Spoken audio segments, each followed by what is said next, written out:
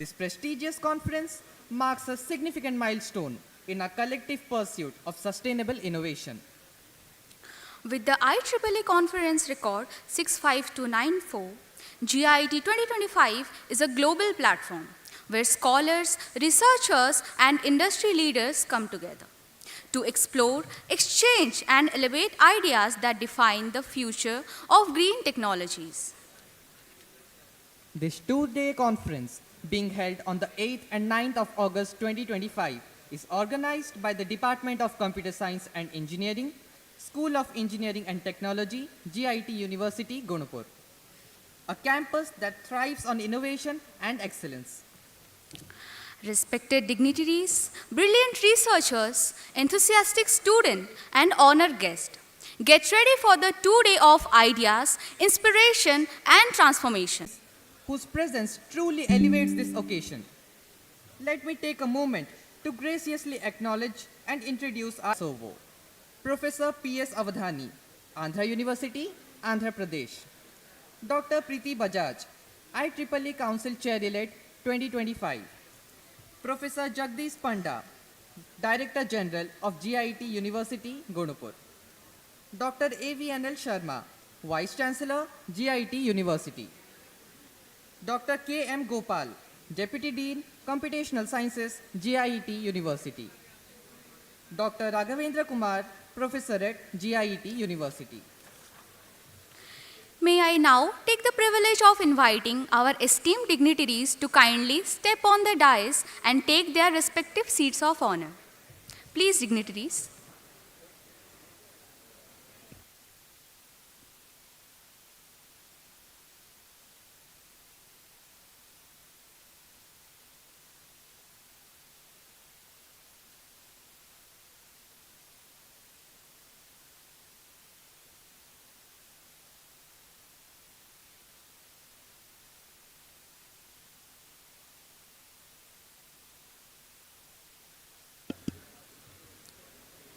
I now request the organizing team to warmly welcome our dignitaries on.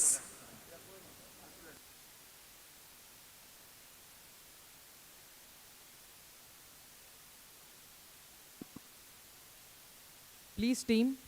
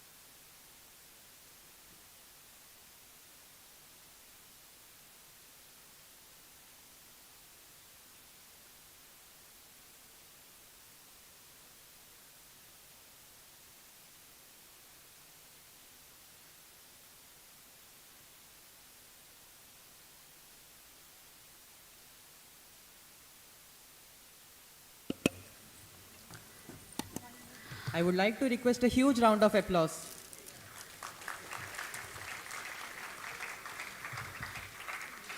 Your presence make this occasion truly special. To begin this momentous day on an auspicious note, we now move forward to the ceremonial lighting of the lamp, a timeless symbol of wisdom, enlightenment.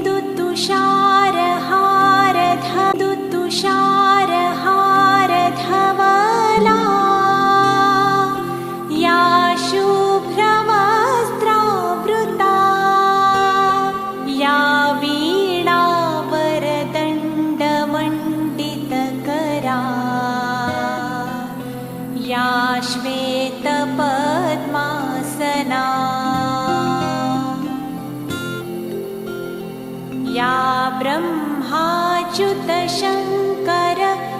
प्रभृतिभिः देवै सदा वन्दिता सा मां पातु सरस्वती भगवती निःशेषजाड्यापहा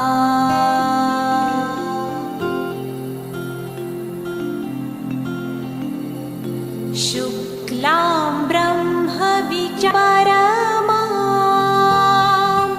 आद्यां जगद्व्यापिनीं वीणापुस्तकधारिणीमभयदां जाड्यान्धकारापहा हस्ते स्फाटिकमालिकां विदधतीं पद्मासने संस्थिता वन्दे तां परमेश्वरीं भगवतीं बुद्धिप्रदां शारदाम्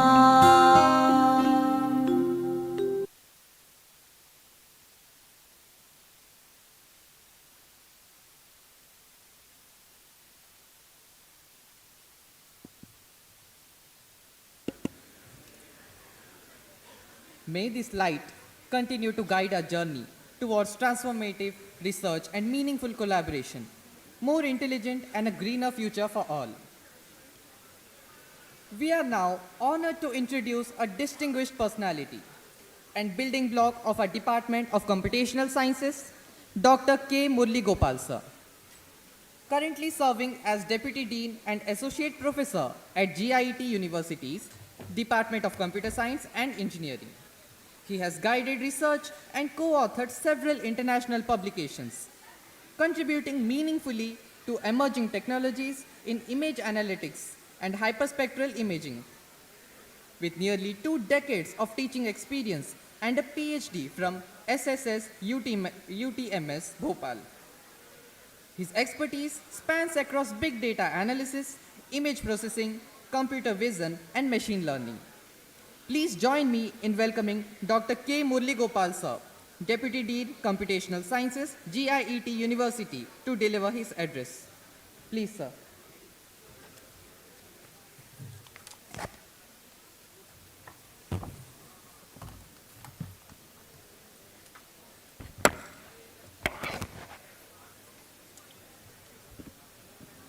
Namaskar and very good morning to everyone. It is my immense pride and heartfelt joy that I welcome you all to the IEEE International Conference on Next Generation of Green Information and Emerging Technology, that is GIET 2025. A 2-day conference of brilliant minds, revolutionary ideas, and pioneer research being held at GIET University, Gunupur, Orissa on 8th and 9th of August 2025.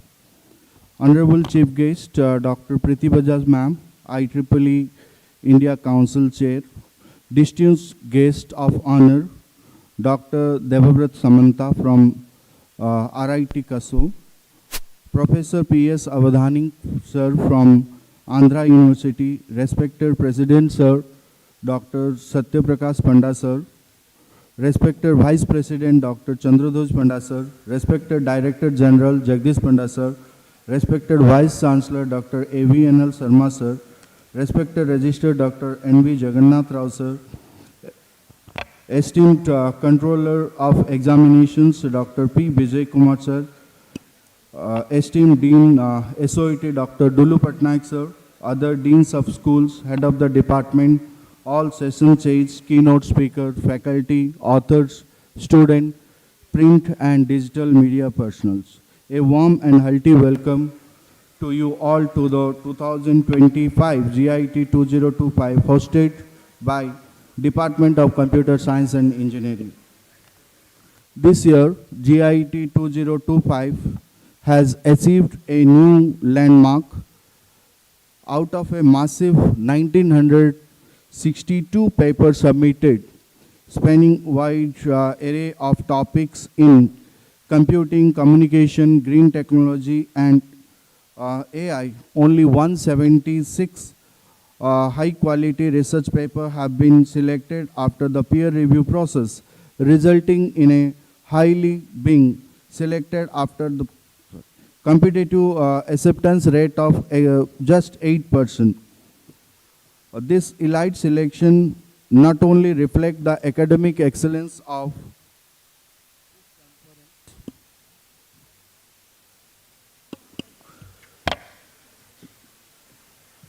this conference, but also GIT 2025 to a position of prestigious among the international forum. These papers came across 12 states of India and 7 countries around the globe, including US, UK, Vietnam, Iran, and other countries. This diversified representation is a testimony to GIT 2025's global outreach and inclusive in academic environment. This conference is built in the vision of integrating sustainability with technology progress. Our focus area include green data analysis, artificial intelligence and machine learning, privacy and cybersecurity, IoT communication, high performance computing, next generation sustainable computing. This theme address pressing global concern on energy efficiency, data privacy, environment responsibility and ethical AI, bringing in line perfectly with the United Nations Sustainable Development Goal. So this conference is honored to be technically co-sponsored by IEEE Bhubaneswar section and COMBIC joint chapter, also sponsored by Anusandhan National Research Foundation ANRF, New Delhi, and registered under the IEEE conference record of 65,294. This partnership has amplified the academic credibility and professional rigor of this conference.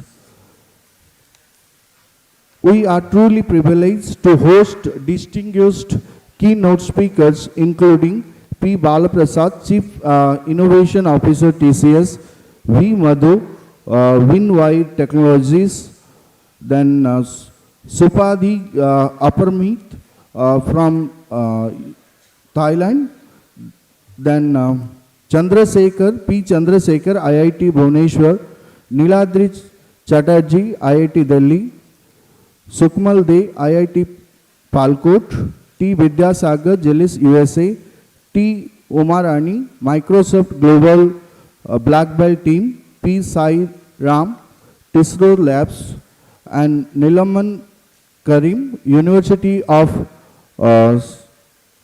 Oslo, Norway, and several other distinguished leaders. Their insight will be toned the next era of responsibility in innovation. So this conference is features with 15 parallel sessions across the different specialization tracks covering neural network, data mining, knowledge discovery, IoT protocol, cyber security, green data privacy, big data analysis, wireless network, green and sustainable computing. With more than 30 renowned session chairs and coordinators from India and abroad, this section will spark deep dialogues, showcase cutting-edge research and open avenue for future collaboration. I am grateful here today to share the dais with distinguished people, Dr. Priti Bajaj, Director of GL Bajaj Institute and ex-Vice Chancellor of Lovely Professional University, Dr. Devabrat Samanta, RIT Cusco, who has authored 24 books and many more research papers, and he is having a good knowledge in computer science. Then P.S. Avadani, who doesn't need any introduction because he has one of the pioneer in computer science in Andhra Pradesh. He belongs to, currently he is associated with Andhra University. Then Dr. Avianal Sharma sir, Vice Chancellor GIET University, who is having 30 years of experience in academic and research. He has authored more than 26 papers and he is having 8 patents in his name. Last but not the least, Jagdish Panda sir, who is one of our guiding force to make the university to stand in the international standard. He is acting as Director General in GIET University as well as Vice Chancellor in, Vice Chairman in Vidya Bharati Educational Trust. Their presence added immense pleasure to this gathering. We extend our sincere gratitude to each and everyone. This event of this magnitude cannot be possible or succeed without the dedicated faculty team, a highly motivated student body, and the untiring support of our organizing committee. Special thanks to all the section coordinators, hospitality team, technical and media team, cultural committee, and essentially our student volunteer of various CSE program working tirelessly on every aspect of the logical to the social media. You are truly the torchbearer of this event. In the next 2 days, we are encouraged to go for intellectual debates, global network, industry academic instruction, and of course celebrating our cultural richness with music and food. Let us use this opportunity not just to present, but to listen, learn and lead, to dream big, build ethically and design sustainably. With that, I once again welcome you all to GIET 2025. Let us make these 2 days a landmark in green technical progress. Thank you everyone. Jai Jagannath.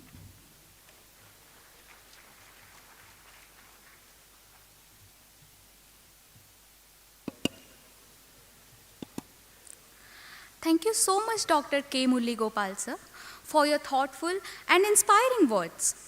The insights you have shared reflect your vast experience and unwavering commitment to academic excellence and holistic student development. Now, it is my proud privilege to introduce a distinguished personality, a visionary leader, and a mentor to many, Dr. Avianal Sharma, the esteemed Vice Chancellor of GIET University. With her remarkable career spanning over 3 decades, Dr. Sharma has served with excellence in various roles. As professor, as assistant professor, principal, head of department, academic administrator, and now as the Vice Chancellor in charge. His tenure includes more than 10 years of dedicated service at GIET University, complemented by key leadership roles at reputed institutions like BITS Vizag and Swarna Andhra College of Engineering and Technology. Adding depth to his academic journey is his valuable industry exposure through Vishakha Industries and Dowell Electors, an experience that brings a real-world perspective to his educational vision. Dr. Sharma is known for his commitment to academic reform and student-centric initiatives. Under his leadership, GIET University continues to evolve as the beacon of knowledge, innovation, and excellence. Ladies and gentlemen, please join me in extending a warm welcome to Dr. Avianal Sharma with a huge round of applause.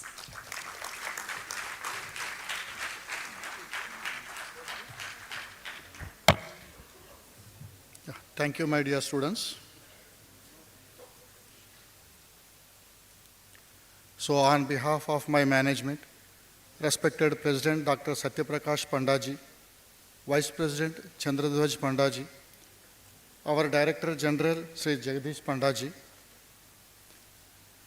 I extend a warm welcome to all the dignitaries for this national program. And for today's chief guest, Dr. Preeti Bajaj, Professor P.S. Avadhani, Andhra University, our Registrar Dr. N.V.J. Rao, our Controller of Examinations, Deans, head of the departments, and faculty, and all my dear students. I deem it a great privilege to welcome you all for this international conference on next generation of green information and emerging technologies. So let us go by the theme of this 2 days international conference. It clearly says, next generation of green information. Let us understand the present generation.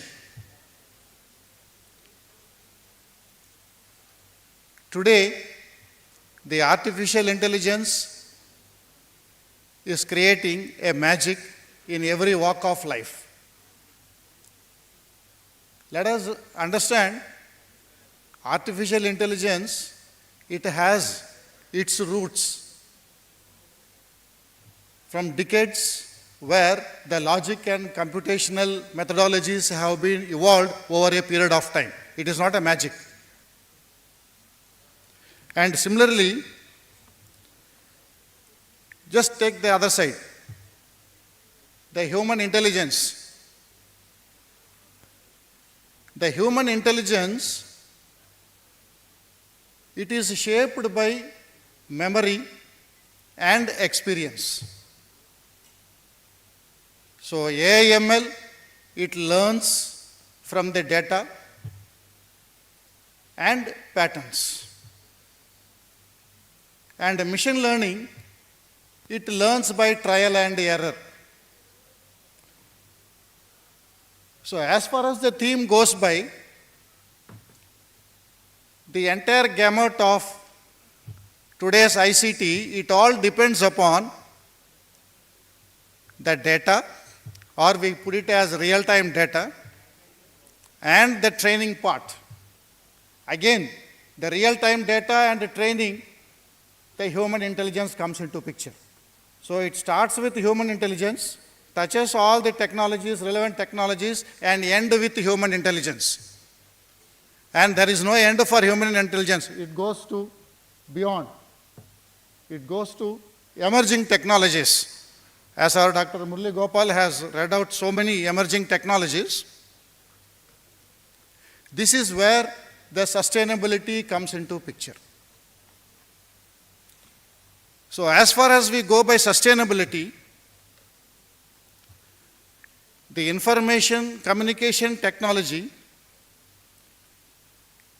it has started affecting to global carbon emissions on one hand, and electronic waste on the other hand. So to one of the available statistics, the information communication technology alone, it contributes 2.3% of global carbon emissions, which is on par with any aviation industry. And as far as electronic waste is concerned, as of today, the statistics tells that 70 billion metric tons of electronic waste is still lying to be recycled. And this number enormously, it is going ahead. Might be by 2030, we cannot imagine. So that is why we have taken up this particular international conference as a theme. And these 2 days deliberations, I am confident that it is going to give us a particular pathway so that our students, faculty, and all our teachers and research scholars can work on a fruitful solution. So in this context, I would just like to give you 2 case studies. One is the Google services, they have adopted 100% renewable energy, setting a benchmark level for the industry. Thereby, they have contributed in reducing the carbon footprints.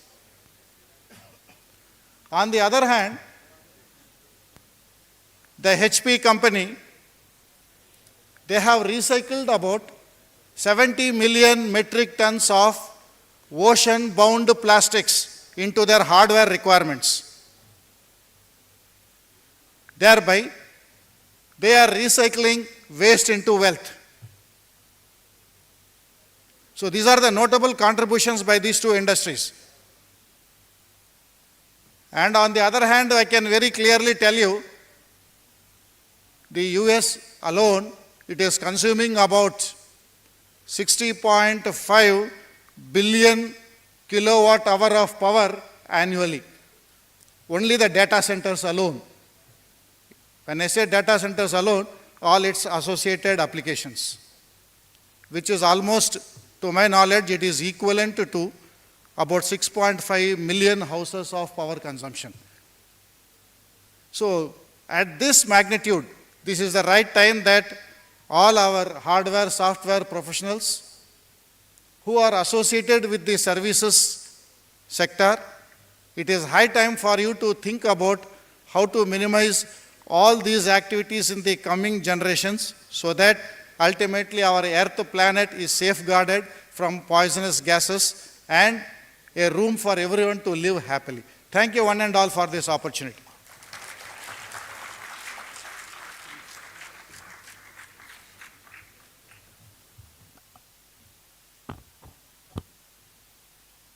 Thank you so much, Dr. AVNL Sharma, sir, for gracing us with your inspiring words. Your address has added not just the weight, but wisdom to this gathering. Now, it is a matter of immense pride and honor to welcome a dynamic thought leader and visionary in higher education, Dr. Jagdish Panda, the esteemed Director General of GIET University, Gunupur, a distinguished academic luminary holding an MTech and PhD in computer science and engineering. Dr. Panda is a trailblazer known for unmatched passion, boundless energy, and a forward-looking global perspective. As a trusted trustee and Director General, his leadership has been a pivotal in elevating GIET University, not only in terms of academic excellence, but also in advancing its profound social mission. Renowned for his inclusive, team-centric leadership style and magnetic personality, Dr. Panda consistently champions collaboration, values shared vision, and dedicates himself to enhance the quality of education at every level. From foundational schooling to cutting-edge research, his remarkable contribution to primary education through the Gandhi Public School further underscores his commitment to holistic educational reform. Sir, it is a privilege to have you among us today. Now we invite you to grace the occasion with your inspiring words. Sir, please.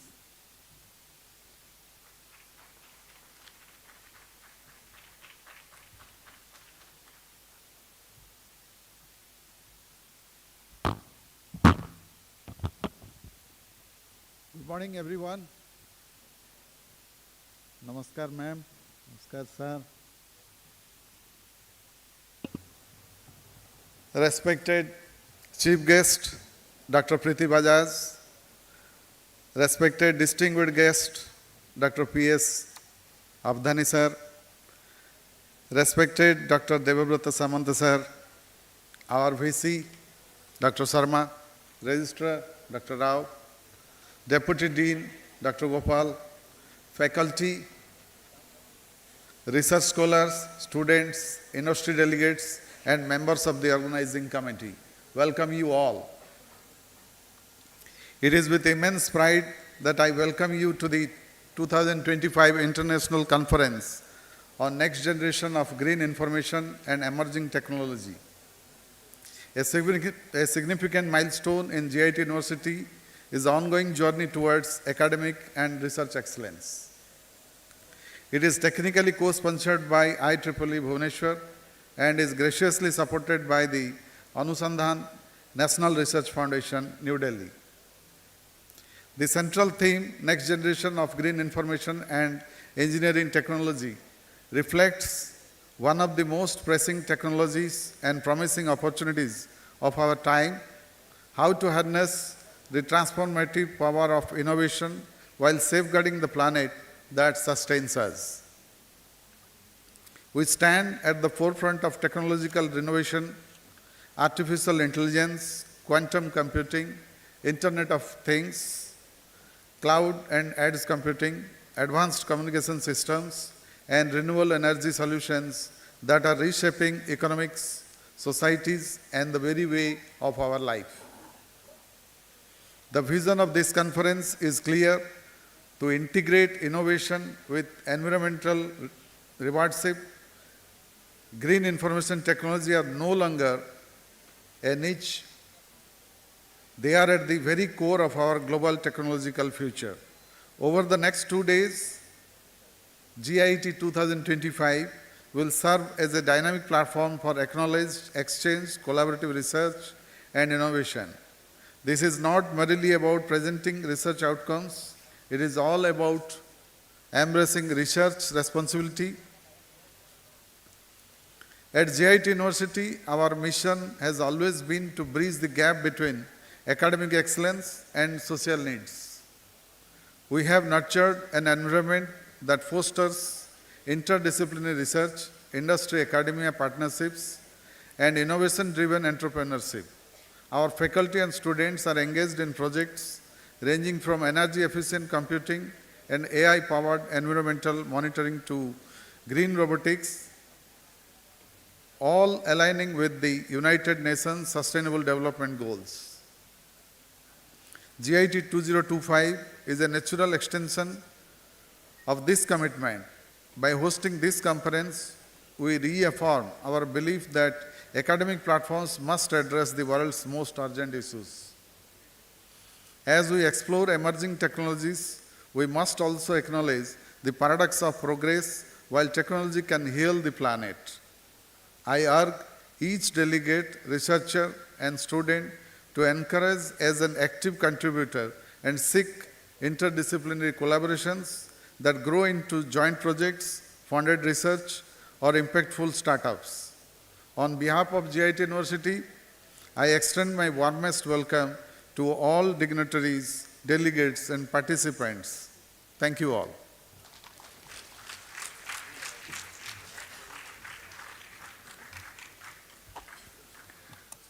Thank you so much, sir, for your words of profound wisdom and heartfelt encouragement. Your presence here today reminds us all of the deeper purpose behind academic pursuits: to serve, to uplift, and to transform lives. It is my distinct honor to introduce a visionary scholar, Dr. Devabrata Samanta, Program Head and Assistant Professor at RIV Kosovo. Dr. Samanta earned his PhD from NIT Durgapur, specializing in SAR image processing. His research spans deep learning, blockchain, NLP, wireless networks, and statistical modeling. With 200 plus publications, 22 patents, and notable keynote roles, he is a recognized name in global research. Under his mentorship, students have published cutting-edge research in IEEE. Recently, he spoke at Western Balkans Innovation Summit 2025 and delivered a lecture on AI-driven cybersecurity at Mother Teresa University. Please join me in welcoming a brilliant academic and mentor, Dr. Devabrata Samanta. Sir, we are privileged to have you here at GIET.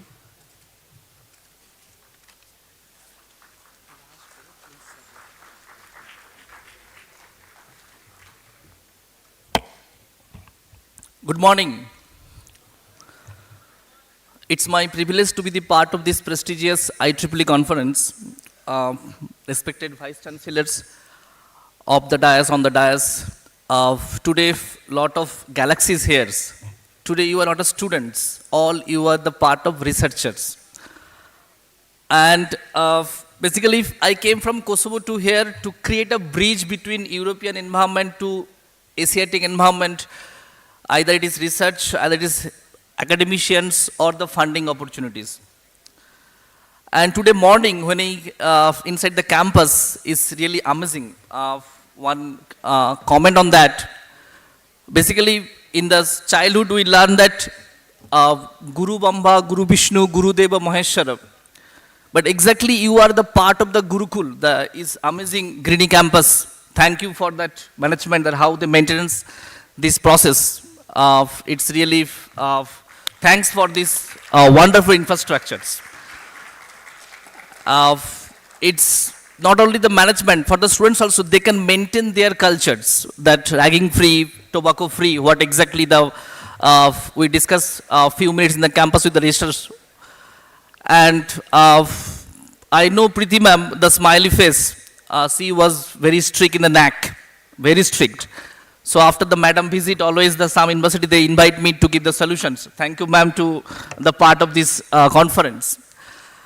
And this photo is 2012. And thank you that Raghavandhu sir, who is continuously from more than 10 years, we are know each other and collaborating. So it's not that small term of the friendship, it's a long term of friendship.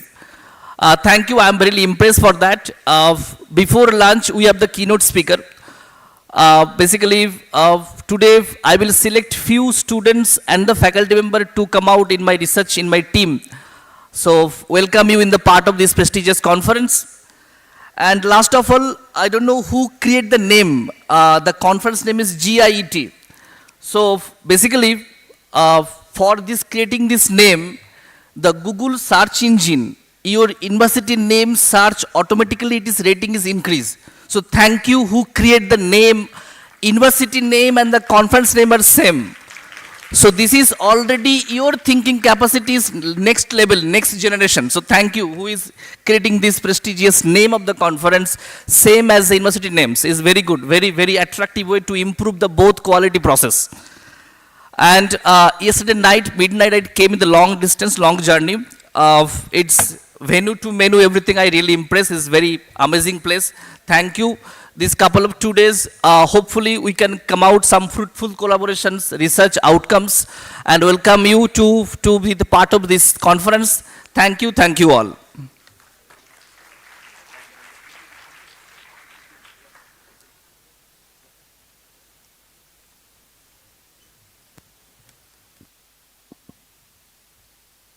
Thank you, sir, for echoing the spirit of this conference so beautifully and setting the tone for the impactful session ahead. It is my distinct privilege to introduce a distinguished academician and visionary technologist, Professor P.S. Avadhani, currently serving as visiting professor in the Department of Computer Science and Engineering at IIPE Visakhapatnam. Professor Avadhani earned both his MTech and PhD from the prestigious Indian Institute of Technology, Kanpur. With a career spanning over decades, his expertise lies in computer algorithms, cryptographic systems, and network security. A revered fellow of multiple premier institutions, including the Institution of Engineers and the Andhra Pradesh Academy of Sciences.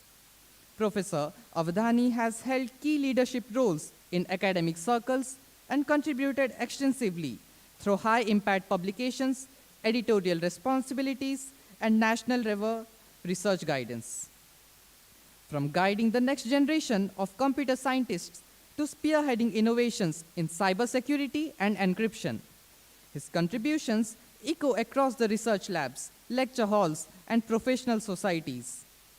It is indeed an honor to welcome a stalwart whose life's work continues to safeguard the digital frontiers of our nation.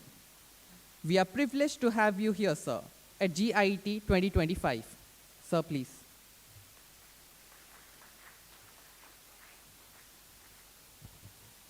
Good morning.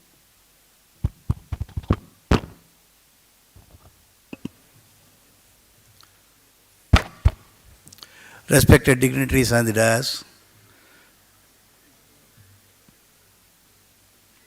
our Vice Chancellor, Professor Sharma ji,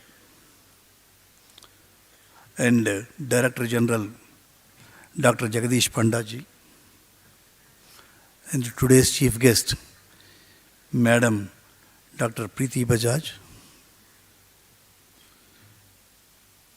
and Dean, Deputy Dean, Computational Sciences, Dr. K.M. Gopal, and of course, another guest, dynamic, young, dynamic. I could see his feelings while he was talking. Dr. Devavrata Samantaji, and many intellectuals of the dais, professors, researchers, students, participants. Good morning, all of you. I am sure you agree with me if I say that great things have small beginnings. Great things have small beginnings. So anything great starts small. For example, the fellow who I was watching the cricket match, the test match, Mohammad Siraj taking the last wicket. And I have seen him taking the first wicket, not now. When he has taken his first wicket, also I have seen. But then we never expected that he would make us proud by beating British, England. Because why I am saying they have ego. Or they say that Europeans are the best, nobody else. That is their feeling. Because I have enough experience with those people. I have traveled a lot. I mean, almost more than 12 countries I have traveled. So, what I am saying is, great things have small beginnings. Incidentally, the first lecture when the institution was started, the GIET Gunupur, I have given the first lecture.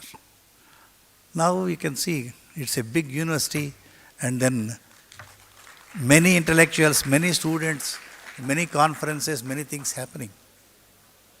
So, this green technology, also like that, somewhere somebody has to start, because after all, we are using so many social platforms, like for example WhatsApp. Everybody says good morning. One good morning, how much energy it requires if you want to send one good morning. Just find out. I mean, I don't want to give you the statistic because I do have, but then it's not the one which is, the awareness is required. That is, what is it you require to know and what is it we require to do. After all,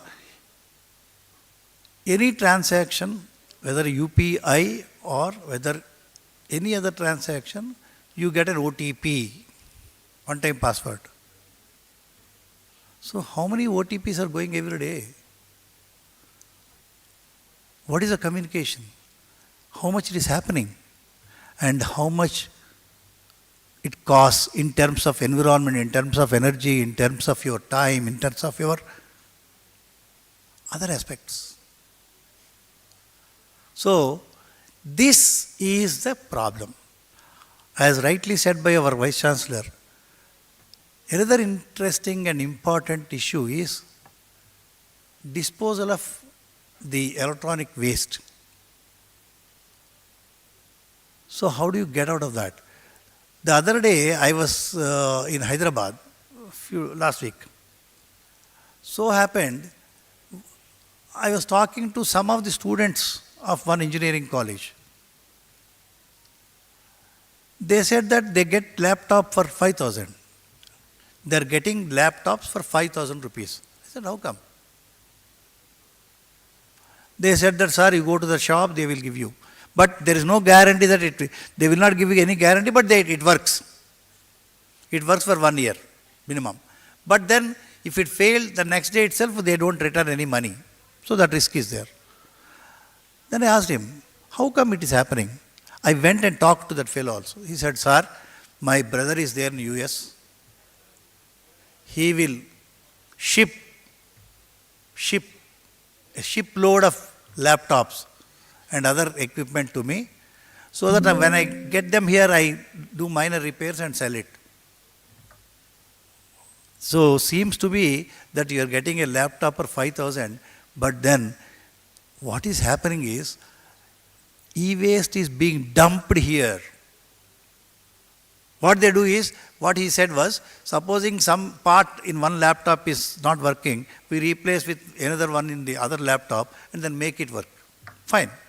But then, so the other countries are using this ignorance as to their advantage of throwing away the e-waste. Forget about throwing away the e-waste from other countries to India or some other country. For example, one country objected. They said, in fact, we too also objected rather. But the point is, as a world, after some time, what happens? 10 years down the line, 20 years down the line, how much energy you require, how much wastage is happening, how much things you have to manage with the kind of developments. For example, artificial intelligence. We are talking about artificial intelligence, everything. ChatGPT, Google search. So you can find out how much energy it takes. ChatGPT takes 40%, requires 40% more energy than Google search. Anybody here by name Arvind? Just wanted to know. Any Arvind here? No? Okay. So, anyway, so Arvind Srinivas is one who founded Perplexity.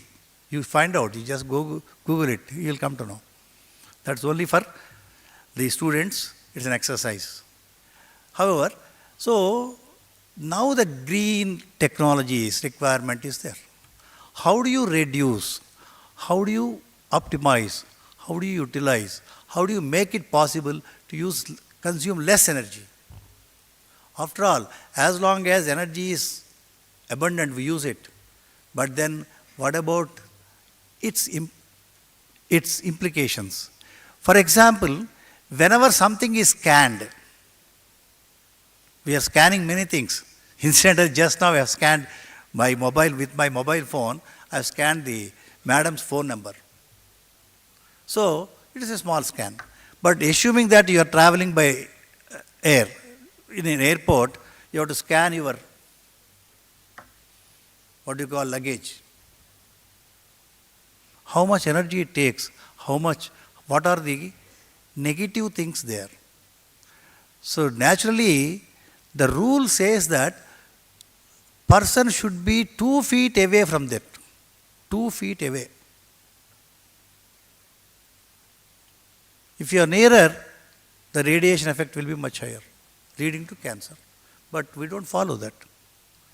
And remember, similarly, we don't follow many of the protocols or many of the procedures which we are expected to do for recycling or utilizing or throwing away the e-waste or any other things.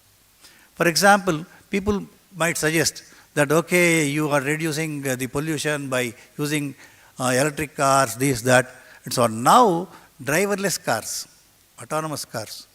I traveled. I was in Google, in US Google office. One of my students is there. So he took me around. How much power required? Assuming that you have all the cars like that. Fine, good. Technology, very good. But the point is, what happens to the power requirements? And obviously the instruction set, it has 47 cameras. The car has 47 cameras picking up. It can pick up, they proudly said that, it can identify within 2 meters, even a small, what do you call, pin on the road, anywhere in the 360 degrees. So which is good, technically yes. But then you have to have an instruction set. Obviously, when unmanned car means there is no driver, so the driver physically assumes that how much energy he requires, how many concentration he requires, and so on. So that you are replacing with a machine. So so much of instructions and so much, which means that so much of power, so much of energy. And remember, we people are very much capable of misusing anything given to us. Anything which is given, we are capable of misusing. Any item, any gadget, anything. So including power. There is something called closing syndrome. I don't know how many of you heard about it. It's a psychological problem. Closing syndrome means you switch on something, we will always be switching on something, starting something. but we will not close it. That is closing syndrome. In fact, we switch on the fan when we enter the room, wherever, but we forget to close it. We open the door, but we don't close it. See, every time, why we think that, oh, we were going and somebody else will do it for us. The same thing when you write a program, the pointers which we use, that is, let us say, why go into the pointers? You switch on your laptop and work, and then suddenly somebody calls for a cup of coffee and you go there. Just leave it and go there. That normally happens. The laptop, maybe after 2 minutes or so, it might stop because of the inbuilt characteristics. But what about the 2 minutes? 2 minutes into 140 million plus. So that is the problem. How do you solve this problem? See, the problem seems to be simple. So adding green everywhere, it doesn't help. For example, this is a green mat. So greenery is given by Almighty God to us. What do you mean by greenery given? Everything is given. But greenery is something which gives us food, energy. What is that called? Photosynthesis or something, which is done. If it is not there, we are not there. So, energy requirement, at the same time, first of all, energy proper utilization, that is one thing. And secondly, identify the protocols and procedures which take less energy, and identify the areas where you can think of using natural energy resources. For example, everybody, including me, you and everyone,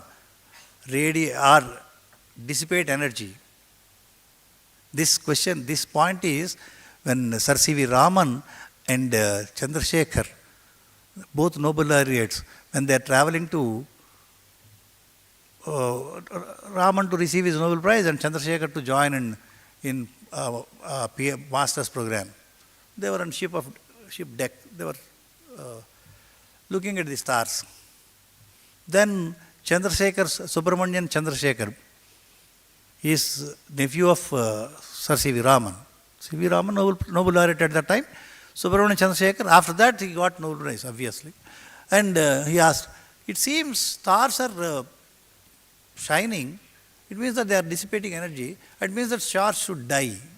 Anybody who go on giving away the energy, he naturally dies.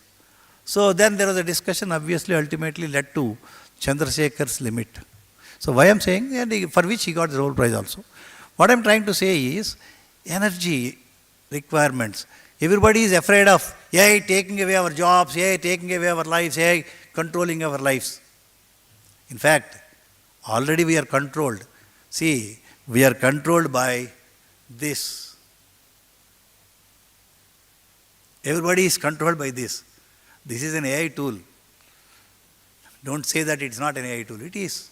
It can talk, right? For example, I was just asking about the same thing as I was about to say, Dr. Samantha has said.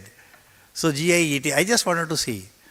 I asked ChatGPT and I asked Perplexity, that's generative AI. There are different things, and then there are so many, and the titles given in the brochure also, I have fed them. And so many points, so much of information has come. But then, from 94% of my mobile phone charging came down to 12% in 5 minutes, less than 5 minutes. See how much energy it has taken. I was searching for something, then 94% of charge to 12%. So how much energy it has taken? So things are happening. So don't be happy, because you are the next generation people. You have to face the music. Because when we started our schooling, we don't have, in fact, just then India got independence. So we don't have even, I had used one pencil, this much, half. The pencil which we have is now let us say X length, 1/2 of its size, that is half of its size, I have used for 5 years. That was a thing we have to use it because we don't have resources. Now we have resources are abundant, energy is abundant to the extent which you see now, unfortunately, which is not correct. So much of storage, data centers, he was mentioning about data centers, how much energy required by data centers. I told you, hello, how are you? If you send a message, then how much energy it requires. These are the issues you have to find out. And find out that next 2 days or next few years down the line, these are all the areas. In fact, all the areas listed there, I am really happy that each one is a research area. How to do green computing. For example, cloud computing. Cloud computing will give you a lot of computing power. Obviously, there will be pros and cons. So identify what are the issues there, what are the problems there, and then how do you solve it? How do you get out of this? For example, the cybersecurity area where we all get all the algorithms like RSA, this, that, and so on. Cloud computing, quantum computing is set to break it in seconds, if not in minutes either. So where it takes 20 years to solve a problem, by quantum computing, it takes only 20 minutes. So where are you? So you have a lot of power. Power means computing power. So for which you have to pay a lot. At the same time, you have to be careful. So be careful, and obviously there are n number of things listed in the brochure about cybersecurity issues, about computing issues, about the networking issues, all those things in each track. And then I am sure that gives, this conference would give you an insight into all those areas and then would make future scientists, future technologists, future entrepreneurs in those fields so that you all will make Earth more happier to live, at least for the next generations. Thank you all.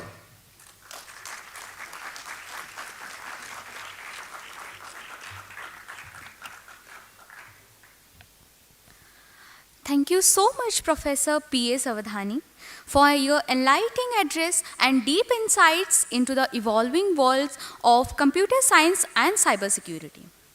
Now, it is our honor to introduce a leader in higher education and institutional excellence, Dr. Preeti Bajaj, a distinguished academic administrator and advocate for transformative educational processes. Dr. Bajaj holds a PhD in electronics engineering and an MBA, and brings over 32 years of rich academic and administrative experience, including in executive leadership roles such as Vice Chancellor of lovely professional universities, Galgotia University, and as Director of G.H. Raisoni College of Engineering. Dr. Bajaj has consistently guided universities towards sustainable accreditation and innovation frameworks that elevate academic rankings. Under her leadership, more than a dozen of PhD candidates have graduated, and she has co-authored over 150 publications and hold 8 patents. Her contributions have earned her prestigious honors such as the Bhaskar Women Award and a special jury award for FICCI road safety. And she is celebrated among the top 100 phenomenal SHE leaders. It is indeed an honor to welcome a luminary whose dedication toward excellence serves as inspiration for educators. Dr. Preeti Bajaj, we are privileged to have you with us today.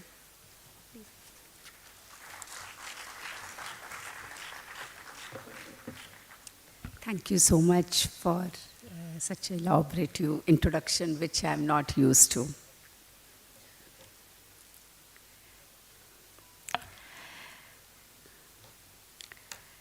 The Director General of this campus, Dr. Jagdish Panda,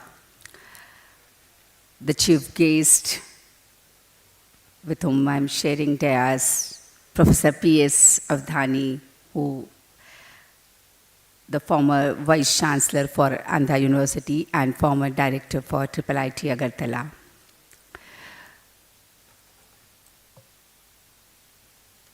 Dr. Debrata Deep Samantha, the Department of Computing and Information Technologies, RIT, Kosovo. The elite faculties present over here, the researchers who are present over here, Dr. Patnaik, Dr. Rohit, the one who has brought us together at this platform, Dr. Raghavendra, everyone present in this august gathering under the leadership of Honorable Vice Chancellor, Dr. Sharma, the deans, faculty members, researchers, authors, co-authors, and dear students, very good morning. Very, very pleasant morning this is, and the beautiful campus I'm enjoying since yesterday. In fact, the journey itself, it started with the journey. In the Lush Green campus, I was just requesting the Director General, sir, that have we applied for sustainability award itself? I have visited since yesterday your laboratories, the Birak Center, the Atal Incubation Center, the other facilities, the R&D Center, and I'm really impressed. I have seen more than 100 plus colleges, which I always quote, all over from Kashmir to Kanyakumari. And since I'm born and brought up in Tier 3 city, I always have that inclination that how I can contribute to the, the community and to the environment. And I can see a true example by your faculty members. Congratulations for having such a beautiful campus. And kudos to the leadership at all levels, the heads of the department, the research team. I really appreciate. So well, it has been spoken by everyone who are present on dais about green energy, about sustainability, the various initiatives which Professor Avdhani have specially talked about is really that creates questions, that should create a lot of questions amongst us. I was just talking to Dr. Panda as well, that we introduce few courses since it's a university, and although I'm going a bit away from the topic, but that's always you can expect from former vice chancellors. So that's like, why can't we have some courses for students on it's on waste management, whether it is a e-waste or medical waste, because that's very, very important that every one of us to understand how the waste management goes, and the practicability and actual the worldwide standards, the national standards, and what we do in the campuses or in the city or in our town, whether it is tier 1, 2 or 3. Everywhere you open the TV channels today, you see the floods, and then we see that our probably the waste management system, whether it is a solid waste or the liquid waste, the waste water management, all that is not working. How we can bring. Coming back to the topic again. So I met a couple of researchers, so I could not say the names, few names, and Dr. Patnaik, thank you so much. Dr. Rohit, with whom I enjoyed my journey, and the other speakers who are sitting over here. When I talked about next generation of green information and emerging technology, let me connect all of you with IEEE initiatives. IEEE, since I'm chair-elect for IEEE India Council, it's my responsibility to introduce all of you what IEEE is. So Institute of Electrical and Electronics Engineer, although it is no longer only confined to electrical and electronics engineering, you name the technology and we are there.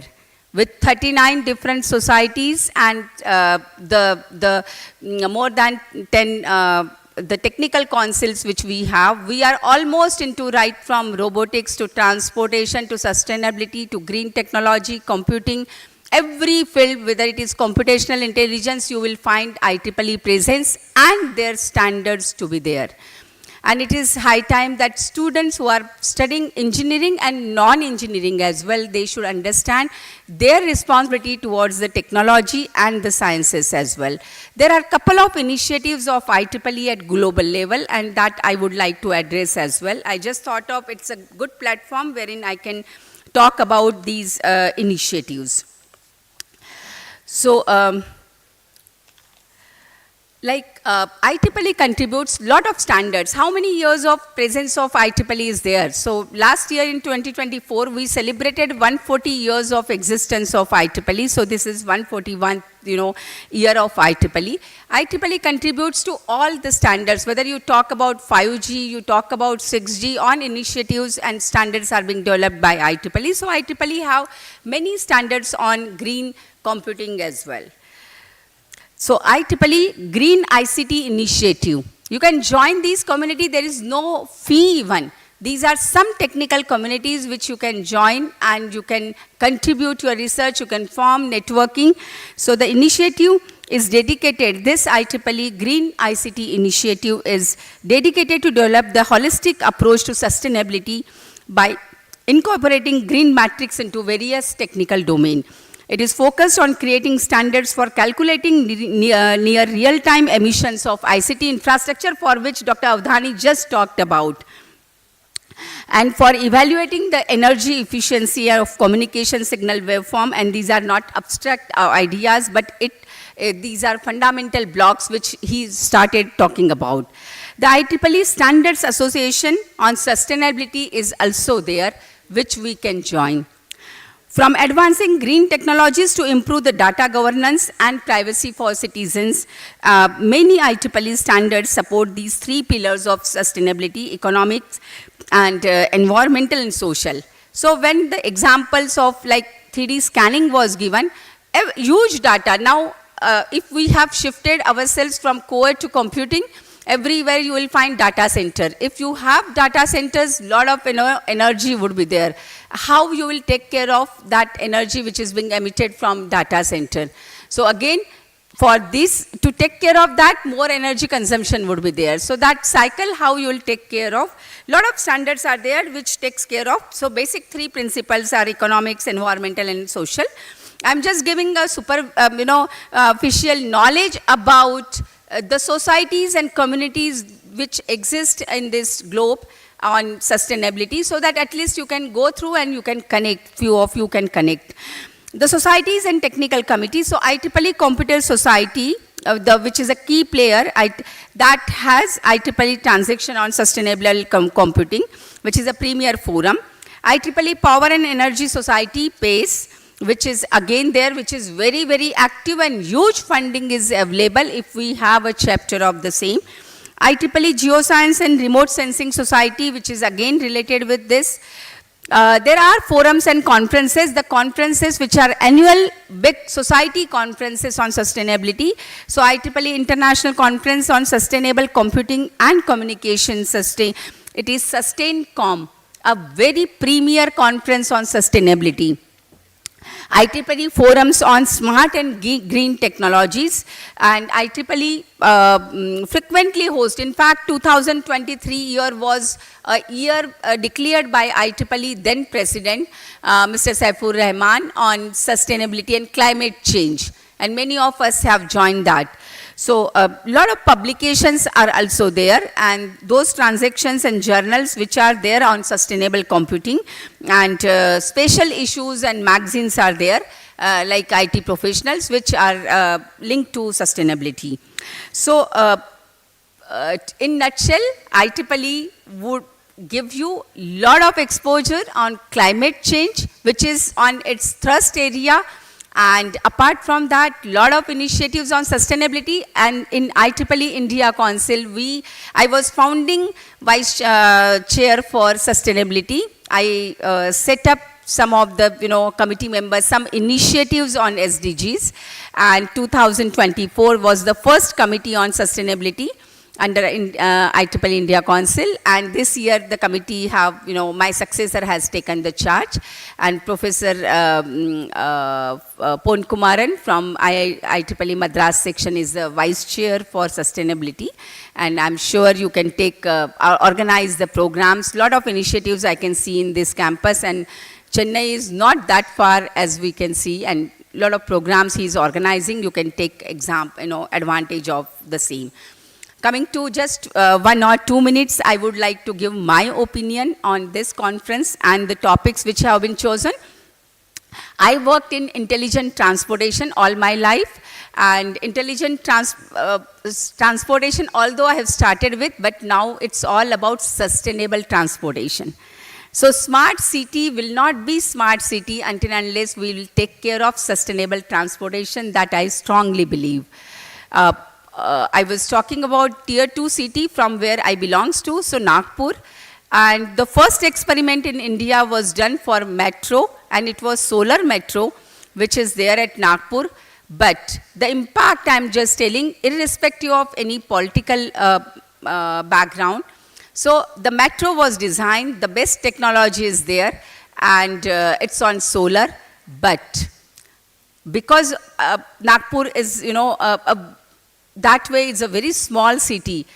Now city is full of bridges, full of flyovers. Because of metro, they have to, redesign the flyovers, the old flyovers not there. Now the full city is almost, you feel like you are in a room, and natural light is no longer available on streets most of the time, until unless you go to the outskirts. The result is, impact is, we were trying to solve one problem by giving the metro to the city to solve, the problem, and not even 10% of population is using metro. That's another challenge. So the metro is a solution for sustainable transportation, but then if the people are not using public transportation, if the stations are not at the place wherein they require, wherein maximum traffic is there, then again you are having now metro, flyovers, the huge parking below the bridges, and also increased transportation. So where is the sustainability? So my only point to this, youngsters, many of you, so all those who are Gen Z and sitting in this auditorium, they all have to see that whenever you design and try to solve one problem, it should not create 10 new problems. And that's what is happening in every field now. We are trying to focus on one issue. As Dr. Avdhani has also said, many governments have that scheme that yes, free laptops, or the laptops at low cost has been given to the students. 5,000, 10,000, 20,000 laptops are lying in a campus, and then that is creating e-waste. Similar, at the same time, if that is not being used properly and kept open, then again energy waste, lot of issues. So with what we are trying to solve, and does it sustainable? That's very, very important. So when I am talking about sustainability, all green initiatives would be there. Coming to last point, which I wanted to focus is, in this world, probably many a times when we have studied, we used to talk about encyclopedia. But with ChatGPT, with AI being there, whether it is Gemini or AI or ChatGPT, whatever you call, or prior to that there was a Google, and Google uncle used to have answer to most of the things. Whatever is to be learned, the students and even at people at our age, we don't want to learn. We don't want to remember. We don't want to apply our mind, and we just put and search. Is it not the waste? Every time we are just creating data, and explosion of data is again a waste. So how, when I'm talking about green computing, I'm sure a lot of papers are there which would be addressing these challenges as well. When I have given example of whether it is data center, whether I'm talking about hardware, whether I'm talking about software, whether I'm talking about whether you are using lot of, programs are there, which you are not applying your mind and you are just getting a program, you are adding that program which is being generated from ChatGPT. You are not writing papers, you are just generating your report from ChatGPT and you are adding. And probably question is not that same data is being made available to everyone, because you need to learn how to give the prompt as well. But the another challenge is I'm just putting on this web data, data and data. How that can be addressed, how wherever whatever is required is only being fed and whatever is required is only being made available. That's all computer science professionals have to work on. How minimum energy and minimum e-waste, minimum data waste has to be there. That's also to be studied. Probably in India we are not talking about the data privacy to that extent, but all IEEE initiatives, the moment there is a conference, there is a workshop, there is a program, if I have said yes, immediately the mail will come. Do you give your consent to put your photograph and data under data privacy? Can it be? The normal way how we work is, oh, somebody has asked the data, let me share the full file. Let me share everything and anything if I have, if I can share. Can we avoid less all this, the wastage of data, and let's not pollute this universe. The last is, if I talk about SDGs, the UN has given us 2030 to be a year wherein all sustainable goals to be attained. Huge initiatives have taken place all over the globe. So I just wanted to address few goals which can be attainable in these campuses. I'm sure all the students who can be taught, I have seen the universities wherein sustainability has been, I don't know about the GIT, but I'm sure sustainability can be one of the elective track. Is it being done? So my point to talk about this last point before I close my talk is, let's not talk about the sustainability, green computing only at the time of when all researchers are here. I request the authorities to ensure that sustainability can be a way of life. I have seen a lot of initiatives, but those initiatives can percolate amongst all 7,000 students who are present in this campus. So sustainability elective track can be there. Sustainability can be subject which can be introduced at the first year. So like I'm an OBE person. I always talk about OBE should not be limited to only accreditation purpose. OBE should be way of life. OBE should be in every curriculum design to the way you are teaching and to till the time your mission and vision is being accomplished for the campus. Similarly, sustainability has to be a way of life. Whatever you are doing, whether it is a green waste which you have, whether it is a data waste, which is it has to be every campuses. If you can talk about zero waste, then I'm sure India would also be, which is lagging behind in achieving sustainable goals. The target is 2030, but I think in 2050 also, we need to work a lot. So next 20 years are in your hand, dear students who are present over here, that you need to take that responsibility that whatever you are doing, how I can avoid e-waste, how I can less contribute to the pollution, how I can work for environment, how I can make this world and this earth to be more sustainable is my appeal to each one of you. Thank you so much, Raghavendra ji, for inviting me to be here. And the persistent, how he was inviting, let me have again 30 seconds. For last, I think 3 years he was inviting me. I'm sorry for not being there, but then it's a pursuance which he was having that when I can be in this campus, and finally he ensured that I come over here. And thank you for all the hospitality and all your efforts and bringing all people to whom I'm meeting, all well-read, they are researchers. Probably I can remember my old days when I was also active researcher. Thank you once again. Thank you so much.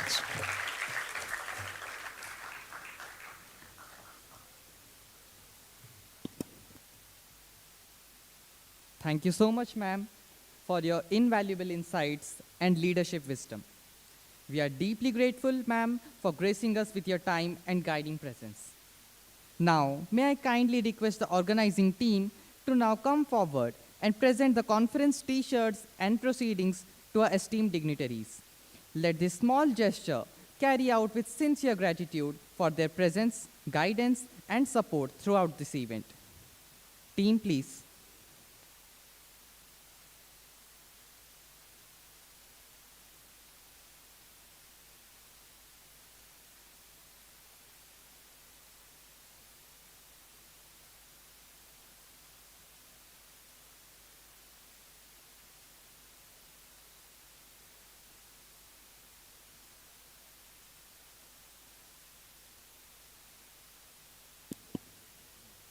I would like to request a huge round of applause from our audience.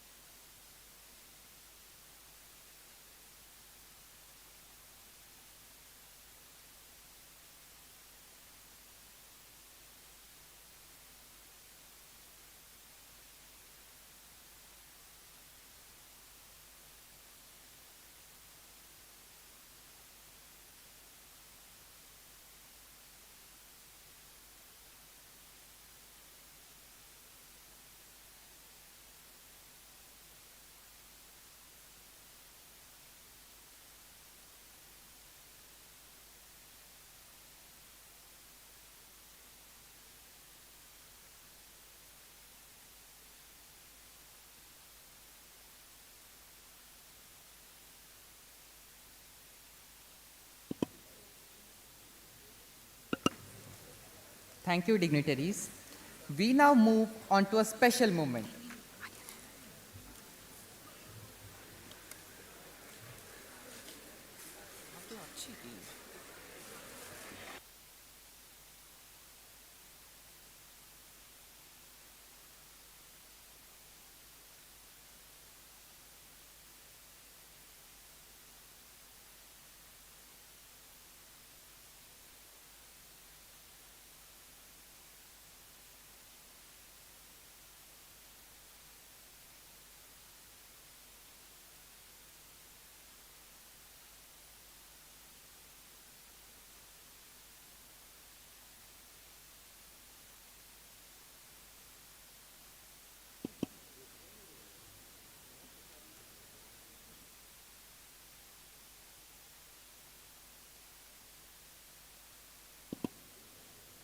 Thank you, dignitaries.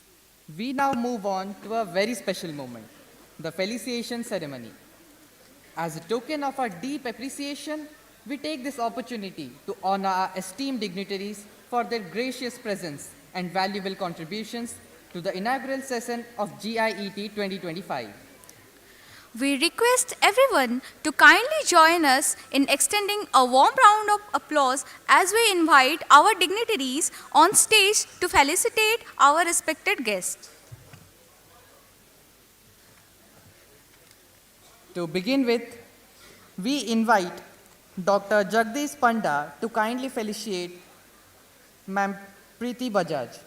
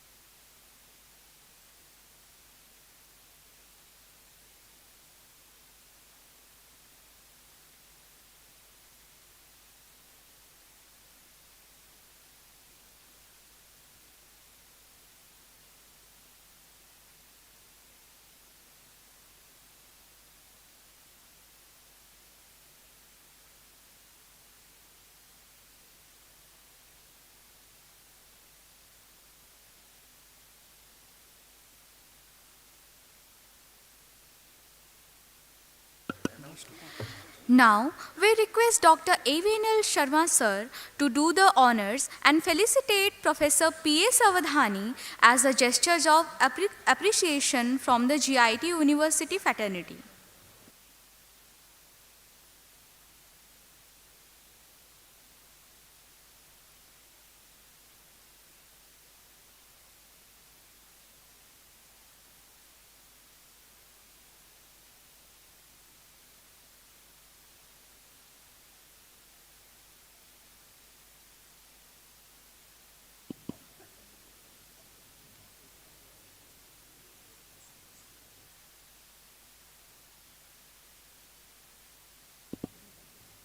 Moving ahead, we kindly invite Dr. N.V.J. Rao to felicitate Dr. Debabrata Samanta, thanking them for their invaluable presence and support to this conference.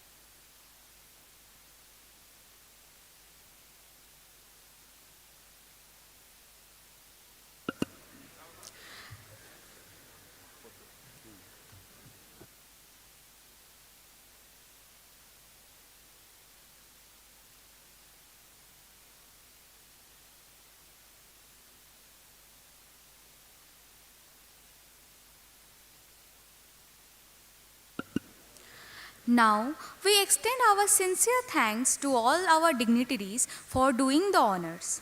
And once again, our heartfelt gratitude to each of our esteemed guests for joining us, inspiring us, and contributing to the success of this inaugural session. As we near the close of this inaugural session of GIET 2025, it is both a privilege and a responsibility to extend a heartfelt gratitude to all those who made this morning so impactful. From our eminent dignitaries and keynote speakers to organizers, coordinators, and enthusiastic participants, your presence and contribution have truly set the tone for an inspiring journey. To formally deliver the vote of thanks, I now take the honor of inviting a distinguished academician, a mentor to many, and a pillar of support for this conference, Dr. Raghavendra Kumar from GIET University, Gunupur. Dr. Kumar has been instrumental in fostering research, academic excellence, and building platforms. Sir, please.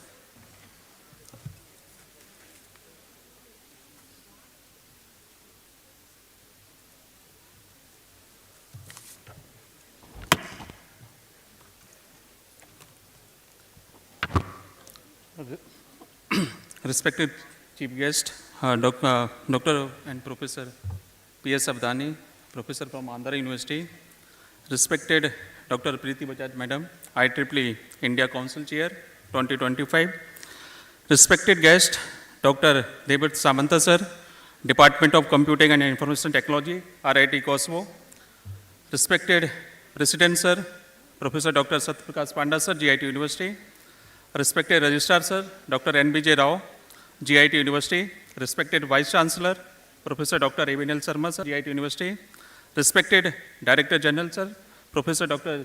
Jagdish Panda Sir, respected Dr. K.M. Gopal, Deputy Dean Computational Science, GIET University, Deans from the different schools, Head of Department from the different department, respected keynote speakers, session chairs, coordinators, and delegates, author, media representative, and dear participant, ladies and gentlemen. Good morning all. It is with immense gratitude and the pride that I stand before the audience to deliver the vote of thanks on behalf of organizing committee member of the 2025 International Conference on the Next Generation of Green Information and Emerging Technology, GIET 2025. organized by the Department of CSE, School of Engineering and Technology, GIET University, and technically co-sponsored by the IEEE Bhubaneswar section and its ComSoc joint chapter. This conference is also supported by the Anusandhan National Research Foundation, New Delhi. We are here gathered for a purpose much larger than the academic conference. It is to reflect, discuss, collaborate, and also the way for the smarter and the more sustainable future. This international conference, GIET 2025, it is not more than just a platform for exchange its vision, purpose, and the global intellect. The theme, next generation of green information and emerging technology, holds immense relevance in the today worlds. As climate change accelerate and resource constant become more pronounced, the responsibility of the tech community to devise innovative, energy efficient, and sustainable technological solution has never been greater than. The GIET 2025 conference provide an open arena where researcher, academician, industry expert, and the student from across the globe come together to brainstorm on the green computing, next generation technology like AI, IoT, cyber physical system, and the ethical dimension of the emerging innovation. In the world of the visionary Steve Jobs, innovation, like he said, innovation distinguished between the leader and the follower. Today at GIET 2025, we are the witness of the leader who thinks ahead and also act responsibility and the innovative meaningfully. Through this, our participations, paper presentation, and the discussion, you are not just contributing to the conference, you are the helping to lead the movement towards the greener information technologies. At a very outset, let me express our deep gratitude to our chief guest, Professor P.S. Abdani sir from Andhra University. Your address and your global perspective on the sustainable computing and the intelligent system have not only enriched our knowledge, but also set a intellectually robust tone on the rest of the conference. Your presence today is a source of immense inspirations for all of us, especially younger generation of the researcher looking for the meaningful impact and their work. Heartfelt thanks to our chief guest, Professor Dr. Preeti Bajaj, IEEE India Council 2025. Your leadership and the consistent advocacy of the quality research, gender equity in technologies, international collaborations are truly commendable. We are grateful for your time and for carrying the spirit of the IEEE into our conference, leading in both prestige and purpose. I also like to express my sincere gratitude to our guest, Professor Dr. Debabrata Samanta from the Department of Computing and the Information Technology from RIT Kosovo.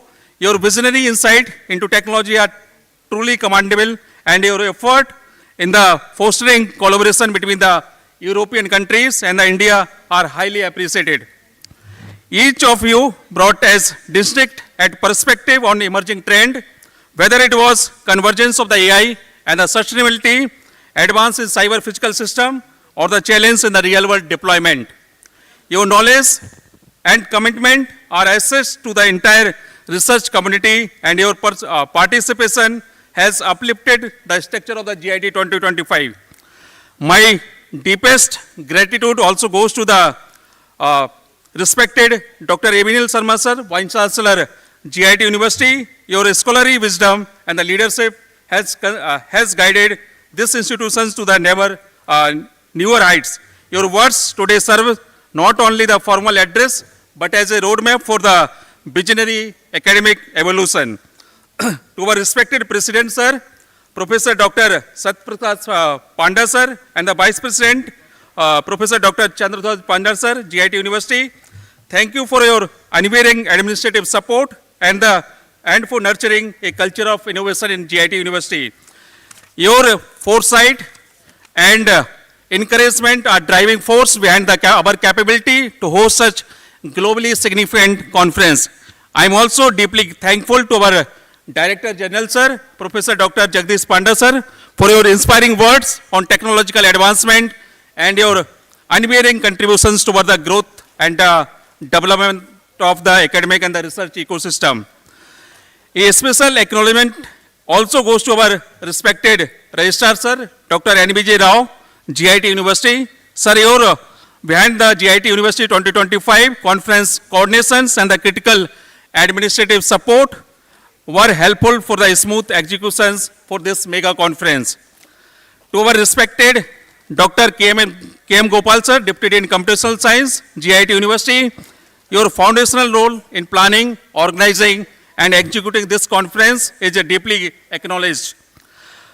We also express our immense gratitude to our technical co-sponsor, the IEEE Bhubaneswar sections and the IEEE Comms SOC Society Joint Chapter, whose collaboration and the professional oversight have helped us to align GIET 2025 with the global standards of academic and the technical excellence. Your support enhance our research and relevance on the international stage. We also thankful to our key sponsor, Anusandhan National Research Foundation, ANRF New Delhi. Your gracious support reflect a shared commitment to promoting research excellence in India and abroad. This conference would not be complete without acknowledging our distinguished keynote speakers who brings wisdom from the both academia and industry. Mr. Bala Prasad Sir from the TCS, Mr. Vidyasagar from the JLA, Mrs. Umarani from the Microsoft, Mr. Madhu from the Winwire Technologies, Mr. Sairam from the TSARO Labs, Dr. Sukumal De from the IIT Palakkad, Dr. Debra Samanta from RIT Kosovo, Professor Niladri Chatterjee from IIT Delhi, Dr. Subhadi from the Thailand, Dr. Manju Khari from the JNU New Delhi, Dr. Najma Karim from the University of Oslo, Norway, Dr. Chandrasekhar, Associate Professor in the School of Electrical and Computer Science, IIT Bhubaneswar, Dr. Basail from the Greece. Your presence has added unparalleled value to this conference. Your insight bridges the gap between theoretical explorations and the practical implementation. You are the real innovators to solve the real world innovations, and we are honored to have you to share your knowledge with us. To our session chair and the coordinators, you are the silent warriors of ensuring each technical sessions run with perception, integrity, and excellence. Your commitment to details and the academic ensure that GIET 2025 is not just another conference, but a meaningful academic experience. So I am thankful to all the session chair. Start from the Dr. Sanjay Kumar Panda from NIT Warangal, Dr. Rohit Sharma from the EBS College Ghaziabad, Dr. Srinivas Shetty Sir from the IGIT Sarang, Dr. P.K. Patnaik Sir, KT University Bhubaneswar, Dr. P.K. Panigiri from the GIT Gunupur, Dr. Sachikant Das from the GIT Gunupur, Dr. Pridarshan Parida, Dr. Manoj Kumar Panda, Dr. Jitendra Kumar, Dr. Debrata Dansana from the Rajendra University, Dr. Pradeep Kumar Tiwari from the MIT World Peace University Pune, Dr. Brujo Kusar Misra from the NIST Barampur. Each of you has helped to elevate this conference to an standard, international standards. We are indebted to your dedication. To all the authors and the researchers who submitted their cutting-edge work to the GIET University and the GIET 2025, your paper form the core of this particular conference. Your innovative ideas and the tireless effort are what keep the research ecosystems vibrant and evolving. We are thankful to all the authors and the presenters. We would also like to thank all our sponsors, like they are industry sponsors like REST, Coder Academy, Havel Academy, and the One Stop AI for their financial and the logistical support. Your belief in the mission of this conference is not just appreciated, but it is celebrated. To our reviewers and the technical program committee, you are the main pillar of this particular academic qualities, your hard work, attention to the detail, and the objective of evaluations have helped to ensure our best research gets spotlight it deserves. We extend our heartfelt appreciation to our student, faculty members, and the non-teaching staff who are the heart and soul of this university, from the registration desk to the technical support, from the welcoming guests to maintaining hospitality. Your work have tirelessly often behind the GIET 2025 conference and made GIET 2025 a seamless experience. We also thankful to all the media personnel and the communication team for helping GIET 2025 reach a global audience. Your coverage and update make sure that effort put into the conference with the beyond this particular walls. A round of appreciation go to our security staff, transport managers, hospitality team, IT support, and the university administration. Your dedication make every guest feel like secure, supported, and welcomed. Let GIET 2025 be the stage for such magical transformations where the seed of innovation sown today but bear fruits of decades to come. As we now prepare to immerse ourselves in today's groundbreaking keynotes, technical discussions, and the cultural exchange, let us carry with us not just proceeding of the conference, but also the spirit of the embodies. Let this not be the end, but a launchpad of the new collaborations, new research journey, and new solutions that aims for the greener, smarter world. And finally, let me leave with a quote that is given by the Bill Gates. We always overestimated the change that will occur in the next 2 years, and also we underestimate the change that will occur in the next 10 years. Let us be the change, let us shape and underestimate the future together. I would also like to conclude with the quotes that is given by the Albert Einstein. The world we have created, it is a process of our thinking. It cannot be changed without changing our thinking. Thank you once again to everyone who contributed to the success of the inaugural ceremony. Thank you all. Jai Hind, Jai Bharat.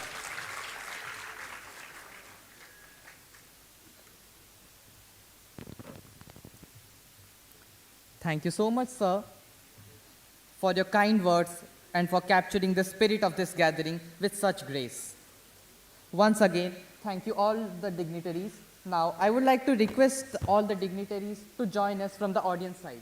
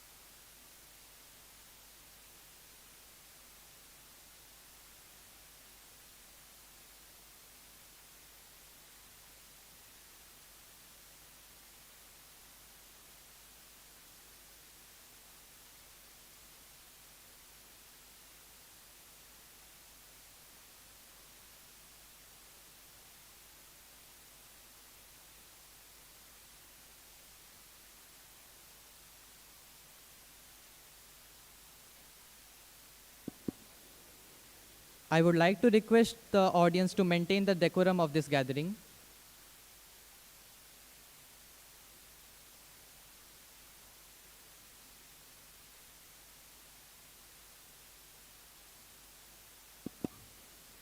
We are privileged to welcome Mr. Bala Prasad Pedigari, the Chief Innovation Officer at Tata Consultancy Services, TCS.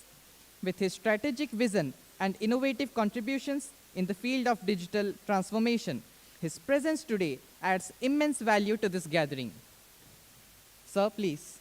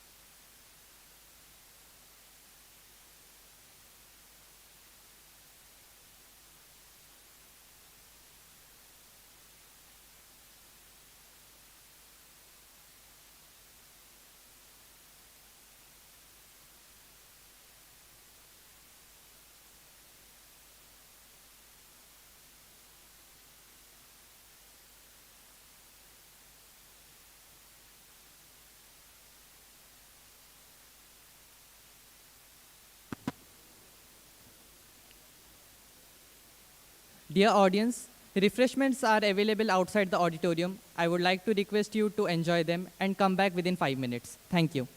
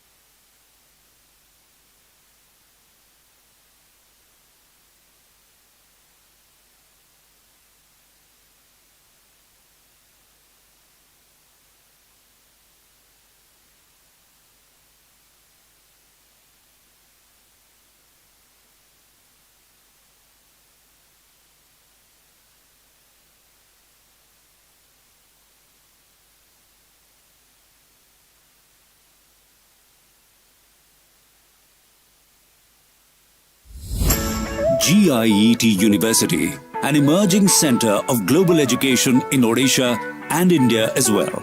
It is the compelling heaven of mental growth and wisdom for students and researchers from different parts of the world. We believe in providing the best university experience to our students. With state-of-the-art facilities and upgraded infrastructure, we are one of the best university in the country, matching international standards.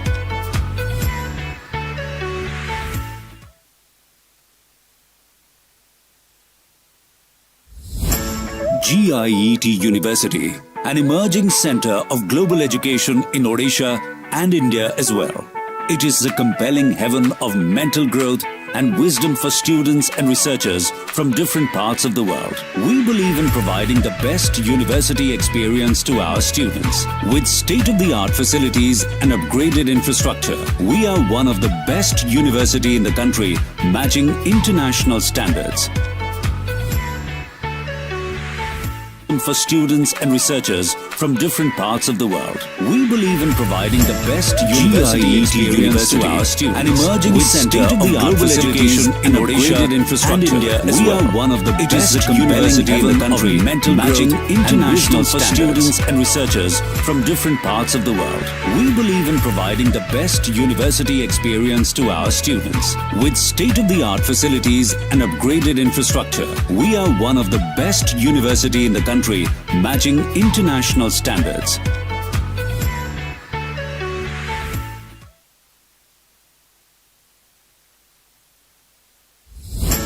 GIET University, an emerging center of global education in Odisha and India as well.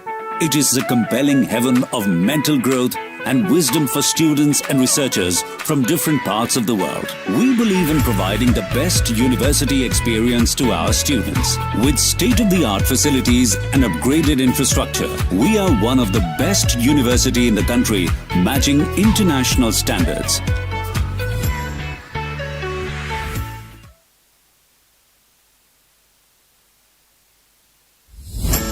GIET University, an emerging center of global education in Odisha and India as well.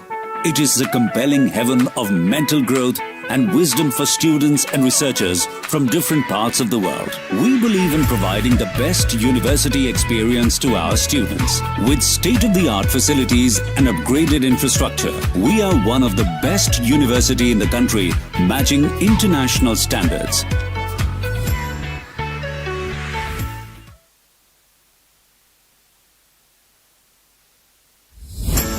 GIET University, an emerging center of global education in Odisha and India as well. It is the compelling heaven of mental growth and wisdom for students and researchers from different parts of the world. We believe in providing the best university experience to our students. With state-of-the-art facilities and upgraded infrastructure, we are one of the best university in the country, matching international standards.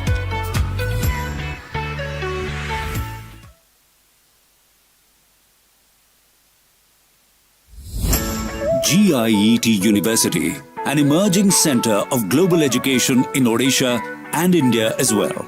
It is the compelling heaven of mental growth and wisdom for students and researchers from different parts of the world. We believe in providing the best university experience to our students. With state-of-the-art facilities and upgraded infrastructure, we are one of the best university in the country, matching international standards.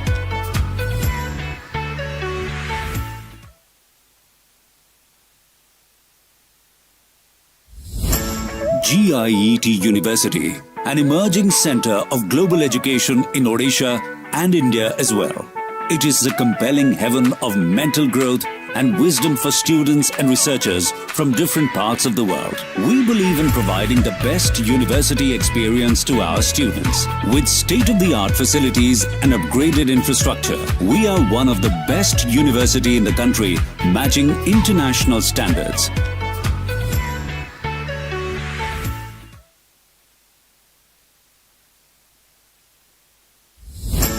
GIET University, an emerging center of global education in Odisha and India as well. It is the compelling heaven of mental growth and wisdom for students and researchers from different parts of the world. We believe in providing the best university experience to our students. With state-of-the-art facilities and upgraded infrastructure, we are one of the best university in the country, matching international standards.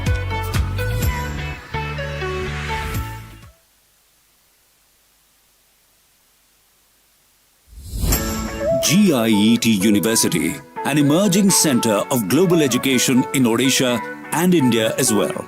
It is the compelling heaven of mental growth and wisdom for students and researchers from different parts of the world. We believe in providing the best university experience to our students. With state-of-the-art facilities and upgraded infrastructure, we are one of the best university in the country, matching international standards.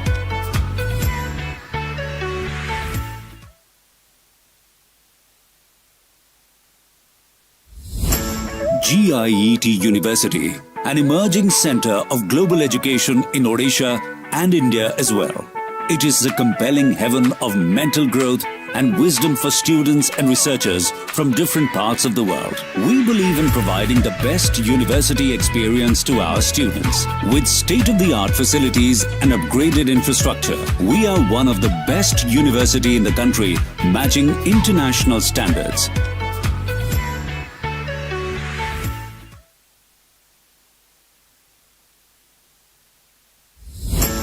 GIET University, an emerging center of global education in Odisha and India as well.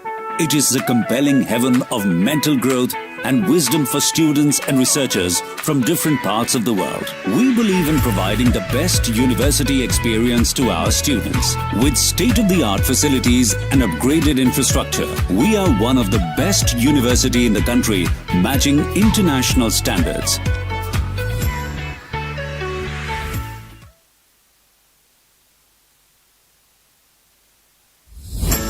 GIET University, an emerging center of global education in Odisha and India as well. It is the compelling heaven of mental growth and wisdom for students and researchers from different parts of the world. We believe in providing the best university experience to our students. With state-of-the-art facilities and upgraded infrastructure, we are one of the best university in the country, matching international standards.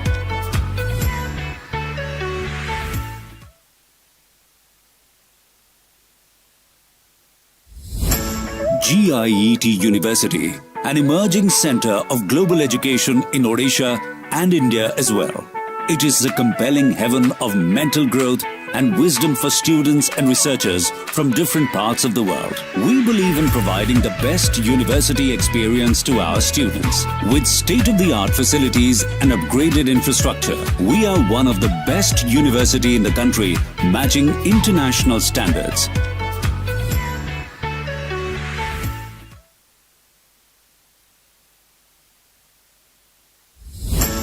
GIET University, an emerging center of global education in Odisha and India as well. It is the compelling heaven of mental growth and wisdom for students and researchers from different parts of the world. We believe in providing the best university experience to our students. With state-of-the-art facilities and upgraded infrastructure, we are one of the best university in the country, matching international standards.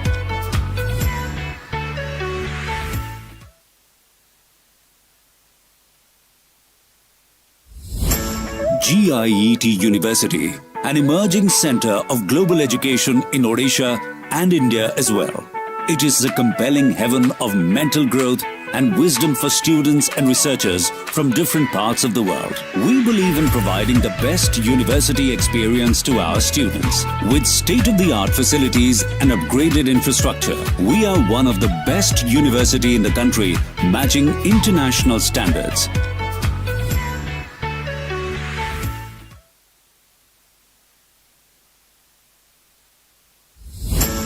GIET University, an emerging center of global education in Odisha and India as well. It is the compelling heaven of mental growth and wisdom for students and researchers from different parts of the world. We believe in providing the best university experience to our students. With state-of-the-art facilities and upgraded infrastructure, we are one of the best university in the country, matching international standards.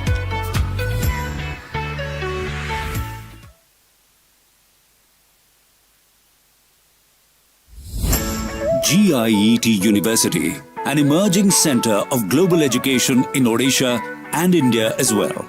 It is the compelling heaven of mental growth and wisdom for students and researchers from different parts of the world. We believe in providing the best university experience to our students. With state-of-the-art facilities and upgraded infrastructure, we are one of the best university in the country, matching international standards.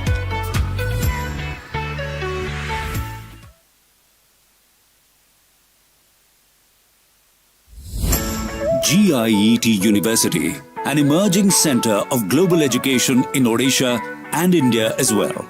It is the compelling heaven of mental growth and wisdom for students and researchers from different parts of the world. We believe in providing the best university experience to our students. With state-of-the-art facilities and upgraded infrastructure, we are one of the best university in the country, matching international standards.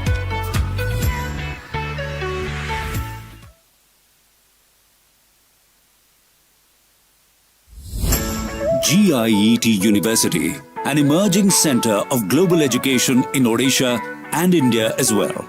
It is the compelling heaven of mental growth and wisdom for students and researchers from different parts of the world. We believe in providing the best university experience to our students. With state-of-the-art facilities and upgraded infrastructure, we are one of the best university in the country, I would like to matching request one and all to international please be standards. seated and maintain the decorum of this gathering.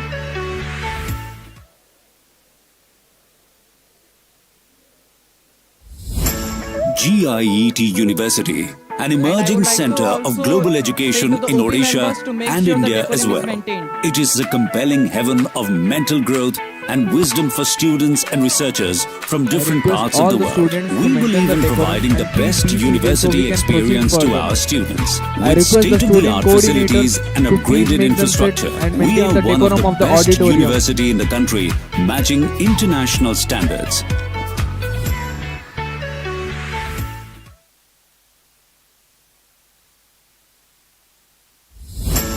GIET University, an emerging center of global education in Odisha and India as well.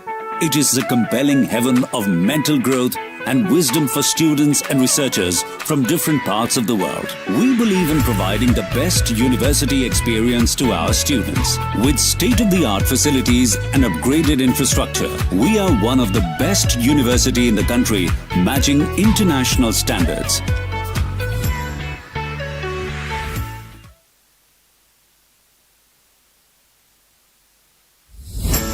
GIET University, an emerging center of global education in Odisha and India as well. It is the compelling heaven of mental growth and wisdom for students and researchers from different parts of the world. We believe in providing the best university experience to our students. With state-of-the-art facilities and upgraded infrastructure, we are one of the best university in the country, matching international standards. Data consultancy services. With his strategic vision and innovative contributions in this field of digital transformation, his presence today adds immense value to this gathering. Sir, please.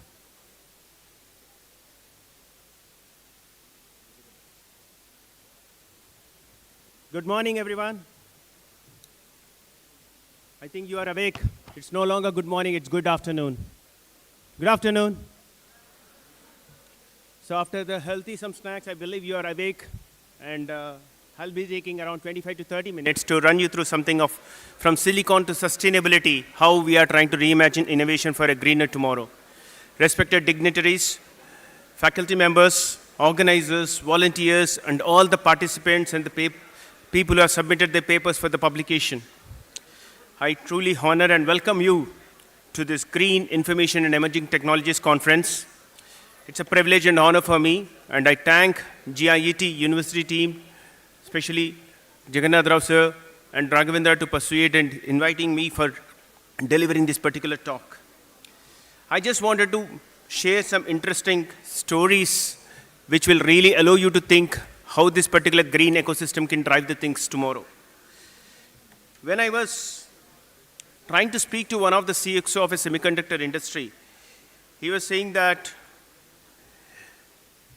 can you help me how this particular silicon can drive this particular sustainability initiative?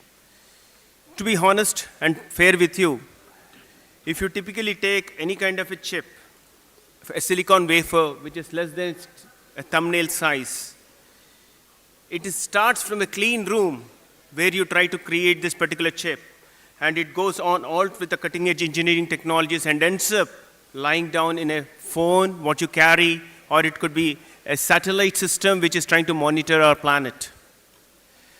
The challenge here is, can we harness the very technologies which we build from silicon, which can really drive this particular climate challenges, what we truly face today. So this particular keynote, what I'm going to touch upon is trying to reimagine how the innovation through the dual lens of performance and purpose can be really addressed. Where I just wanted to emphasize the fact from the foundational lens, if you're trying to look at how the innovation in silicon can really frontier this particular solution, like with the leverage of the AI, green computing, edge intelligence. This is not about a technology transformation, guys. It's all about sustainability imperative under which we are trying to operate and drive. Just to connect the dots, this particular session will emphasize on how the green technology shifts are happening, what is the sustainability design thinking is all about, how emerging green technologies is driving the change, powered by the energy grids to the carbon-aware computing, and how this particular ecosystem collaboration can really drive academia, industry, government, and policymakers to come together to drive this particular change. So when I was recently working with one of the global semiconductor company in my innovation capacity, there was a very, very powerful question which came in. How can we reduce the carbon footprint of every chip we manufacture? Truly speaking, it's not only about the replacement of the materials what we are trying to look at, how the chip is getting manufactured. It is all about the entire life cycle of the semiconductor chip, what we need to really look at. Right from the clean room to the execution and replacement of that particular chip in the cycle.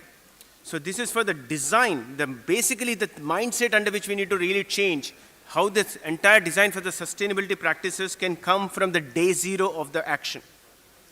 So what I want to bottom line communicate is innovation is no longer just about what we can do, but what we should do. With that note, we'll step into the next important segment where I'm going to touch upon how this particular sustainability has become a very critical imperative for technology innovation, how we are trying to drive it today. So one of the specific discussion happened with one of the CXO roundtable recently in the semiconductor industry, where I was also joined and participated. So where the focus was on, we have optimized every nanometer of the chip. But now we are asking, how can we optimize for the planet? That is a key question today industry is trying to address and trying to solve. This particular statement has got a very powerful inflection point under which we need to really look at how the tech innovation need to be triggered, driven, and drive the change. Because whatever you're trying to design now will have a planetary impact. I know in one of the key inaugural talks, people are trying to talk about stars emitting a lot of energy, and that needs a transformational change or it need to go away, but so many things are debatable. But the context what I am trying to bring out is that important, powerful shifts what you need to really understand today. If you understand this important shifts which is happening, you will be able to apply the technology in your own capacity, whether you are a student or a professor or a researcher. The first thing is, by 2025, which is the current year, you see that 75% of the CEOs are currently believing there is a sustainability is important investment which will drive the success of the organization. It is no longer a CSR anymore. It is becoming an important organizational investment. Many C-suite CEOs have promised for a carbon neutral or carbon efficient ecosystem to be built. Second important thing which you need to also understand is a tech reimagination, where we emphasize on the green IT and sustainable software and eco-aware fundamental architectures which need to be really included as part of the discipline. I just also want to emphasize, you might have heard about coding practices, best coding practices, secure coding practices. Going forward, you may also need to look at green software coding practices. In fact, the code assistants, co-pilots which are getting trained today are also undergoing the transformations in the way it is trying to generate the code using a lesser number of CPU cycles and generate much more efficient code which is green enabled. Similarly, academic institutions need to really mobilize how the colleges need to really look at these green software coders. They are trying to shape the kind of a climate conscious technologies which will really transform the way we try to code and emphasize. Similarly, the fourth important area is the ecosystem activation, which is important. The pace under which the innovation is accelerating is very, very key for all of us to understand. Whether it is the industry or academia or policymakers, they need to converse their thoughts, which can really drive the impact to the next level. Today, if you are trying to see how the data centers consume, 1.5% of the global electricity are consumed by the data center. And it will keep on rising because of the AI, Gen AI, agentic AI, which is coming in. Similarly, if you see the semiconductor fabs, around 50 metric tons of carbon dioxide per year is getting attached. Similarly, 17.4% of the e-waste is getting affected there. Now, if you try to connect these particular dots together, what I want to emphasize is, you need to focus on how do you optimize your compute capabilities. Not only that, how do you try to optimize your carbon footprint? And from life cycle engineering to the circular engineering concepts, what you need to really emphasize and drive. And from innovation for output of innovation to the outcome, what you need to really look at. This is a significant transformation under which what the IT is looking at. So when I was advising one of the telecom major, almost like 2 quarters ago, what happened was, they were trying to reduce it was a 5G infrastructure they were trying to operate, they were trying to reduce the latency, but also power consumption they want to achieve by 18% reduction. It was not a sustainability project, to be very honest. It was a profitability strategy which will have green side effects. Now they are trying to shift their entire focus from carbon offsets to the carbon aware architectures. That is the architectural mind shift which is getting changed. Now what is the role of an IEEE? I've been hearing out from Preeti Bajaj madam and others also. You need to understand not only the IEEE green technology and sustainable technology standards, but you need to also understand what is this research programs which are happening, what are the publications which are happening in this year. I have read in one of the white paper where the professor was using the nanomaterials meeting a chip designer. He's trying to understand how the chip design utilizes nanomaterials and what kind of a replacement of the materials can reduce the carbon footprint. There was a startup CEO of a battery-less IoT is trying to meet an enterprise CTO to see how it can be integrated as part of their ecosystem. And similarly, one of the student-led innovation was trying to find out who is the first pilot who can drive this particular customer validation. So these are some of the green moonshots which is really driving the change and making a bigger and bigger impact how you try to look at the transformation what you were witnessing today. Today, if you are typically looking at the Silicon Foundation, because the talk is all about Silicon to sustainability, I want to emphasize one important thing. And this important thing is triggered by one important discussion I had with another important semiconductor CEO, and especially in the Taiwan. What happened was, the guy was trying to discuss with me, and he was saying, every time we were trying to push for a faster chip, we are pulling more from the earth, means we are consuming more water, more electricity, and more raw materials. The performance is racing, but we are also against the sustainability race. How we need to address? So you see the gallons of water, the metric tons of carbon footprint which is getting affected, all these things requires a foundational thing, and it requires a digital transformation under which you are trying to operate. So this particular transformation you need to really look at, and if you try to zoom out this particular market elements, what you try to see in this particular slide, around $573 billion industry this is. And it is going to grow about almost like a $1 trillion industry by 2030. The scale is staggering. It keeps improving. I'm estimating to be 1 trillion. It could be even more by 2030. 1 trillion plus chips can be manufactured annually. Imagine if that many chips are getting manufactured, how much water, electricity, carbon emissions will be triggered. So if you typically take a single 12-inch wafer, which is getting manufactured, it would require 10,000 liters of water. That's alarming. And similarly, the energy consumption is also very, very high. 100 megawatts per fab, that is equivalent to powering a small city altogether. Gunupur can be completely powered with that kind of electricity consumption which is triggered for the 12-inch wafer. So if you are trying to rub through the Moore's law, if someone is referring that, you are rubbing against the atomic scale physical limits. This is real, this is happening, and we are hitting the walls. When I say we are hitting the walls, we are hitting the walls physically, environmentally, and also geopolitically. So what is the key challenges we are facing today? We need to understand we are facing the challenges associated with 4 important elements. It could be the water, electricity, e-waste, and supply chain vulnerabilities. All has got specific risks associated to it. The amount of energy which is getting consumed all need to be really looked at. Today, if you're trying to look at semiconductor industry, the environment footprint is no longer sustainable, honestly no longer sustainable in its current state. A fundamental reimagining is required, and that's what IEEE emphasized that all of you to really look at. So from the business side, if you are trying to look at, I'm just going to say that the top 3 consumer electronics companies today, from chip design to the disposal, they have significant projects which are getting initiated. 40% of emissions which were embedded in the silicon manufacturing process itself today, they are now piloting how they can bring in the low carbon fabs, integrating AI into the optimization of power hungry processes, and also try to bring in sustainability as a kind of a competitive differentiation which can make them much more superior in the marketplace. These are very important transitions and challenges today which we are looking and evaluating to be addressed. And I strongly see that this is an important area what you need to really emphasize and drive the change. As I mentioned, it's very also important for all of you to look at how you see this particular transition will be triggered for the environment impact of this particular semiconductor industry. So when we think of a pollution, what comes to your mind? When you think about a pollution, what comes to your mind? Air pollution? Yes? Water pollution?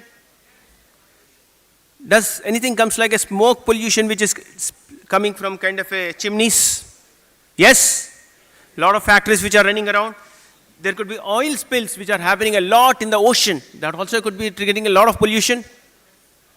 So these are some of the realities under which we are trying to live in. And it is important that we need to really look at how these clean rooms can address this problem where the semiconductor wafers are getting manufactured. So the hidden cost of the innovation is very important for all of us to look at. The facts, honestly speaking, you cannot ignore. You cannot ignore the facts under the dimension of thought. A single chip may require 2,200 gallons of water. And greenhouse gases which is getting emitted by industry using super potent greenhouse carbon gases like SF2 or NF3, whatever it is. So these are the triggering points for the global warming potentials from 10,000 to 20,000 X of what is higher than the CO2, what you track, carbon dioxide emissions, which are really, really happening. So today you also see there's a lot of chemical footprint which is happening. You need to be aware of the fact what are the different acids and other things which are causing because of the heavy material usage in the semiconductor industry. In fact, there was a consortium which has been formed by Google, Intel, Microsoft, and some other companies together coming in, and they created a very good public database which can tell you what material can infuse what level of carbon emissions. That database is currently utilized with the Gen AI models, large language models, to help us give you the decisions how the replacement of some materials can provide you the better processing time and reduced carbon footprint. So today, if I'm trying to connect this particular dots, if the pie chart, it is visible to you, 67% of the GHG emissions can come before the chip is even used. That is very alarming. And we often talk about energy efficient code or energy efficient usage, but the real battle is upstream. That is in manufacturing and also in the materials. If you can handle that material and manufacturing processes, you will be able to make a big, big thing. So today, 2/3 of the carbon footprint was from the manufacturing stage, not on the usage stage. That is the real crux of the problem which we need to really understand and address. So what comes is, how do we partner with the fabless chip makers to co-design chips for the recyclability? This is what today our thought process as a young minds, what you need to really look and emphasize. The people you are trying to commit to the supplier source scorecards, where this rare silicon parameters, not just on delivery, but also looking at the decarbonization readiness is also very important for us to look at. So today, many initiatives which are happening across the globe, like it could be the silicon water recycling, it could be the fabs are shifting from the renewable energy, to the water reclamation systems. All these things are the triggering points under which we are trying to operate and drive the change in this silicon to sustainability drive, what we are trying to look at. As I say, it is important that when we now see the gravity of the environmental footprint from our industry, it is also for us to importantly understand how greener IT is no longer nice to have. It's a new innovation frontier under which we need to operate. It's a new innovation frontier, guys. So what we are trying to see is a kind of a generational shift from compute power to the conscious power. We have witnessed the talk from Professor Avadhani sir, where he was emphasizing that closing syndrome. The closing syndrome is all about consciousness, what you're trying to generate. When you're able to generate that conscious syndrome, the closing syndrome will be able to go away from your mindset. This is a kind of a shift what you need to really emphasize and drive, because the smarter performance and sustainability as a first class citizen is an important area of investment, what we all need to carry as part of the mindset. So what does a green IT really mean to you? If you really look at green IT is an energy efficient hardware, where you try to look at how performance can be more with a less amount of energy infused. Green IT is all about carbon neutral data centers powered by the renewables, what you really wanted to look at. The future of computing is not just about speed, it's about responsibility and regeneration. When you try to really look at the 2025 key trends which are happening, guys, please pay attention to these key trends, which is very, very critical for you to look at, because when you start applying AI-powered efficiency, renewable integration, and also water conservation, these are the three important trends which can really drive the way you approach this entire green IT, greener ecosystem, innovation ecosystem, and reimagine the things to a great level. Today, I see there are many hyperscalers like Azure, Google Cloud, and AWS Cloud are putting up their smarter workloads to drive efficiency in their performance in the hyperscaler environments. Similarly, the cloud majors, which are also looking at signing a PPA deals and co-locating their data centers next to the wind farms and solar centers. That's how you see that GIET is very, very powerful in that, in adopting the solar-powered university. You want to clap? Clap. And if you take many data centers across the globe, Microsoft data centers by 2025, they want 100% of their data centers to be powered by the wind energy or through the solar energy. Now, that is sparking a very alarming shift under which they are trying to operate. Similarly, the liquid immersion to airless cooling is getting adopted in the industry for the data center cooling. So much heat gets generated, you need to have a right cooling systems. So when I was trying to collaborate one of the European hardware company or the financial institution also, both the companies, what happened was they were trying to evaluate their entire IT stack from the data center to the, from desktop to the data center, everything. They were trying to look at how can I bring in the low power devices to be placed as part of my edge consumption. They were trying to look at how can I upgrade my servers in such a way that they are modular in my data center to operate. I don't want a data center with the machines which large infrastructure, but they want a modular. And that's how you see that many edge data centers are also getting popularized. So they were trying to look at AI workload optimizer. That is the workload optimizer engine which was created, which was trying to shut down the idle computer so that in real time they're able to significantly save the heat consumption, reduce the energy likewise. So with these smaller changes, they were able to achieve 27% of reduction in their operational energy, which extended their device life cycle by almost like a 1.5 year. It is pretty significant, all without sacrificing the performance. Take some small steps. The small steps can achieve your big dreams. That's what our inaugural talk was emphasizing.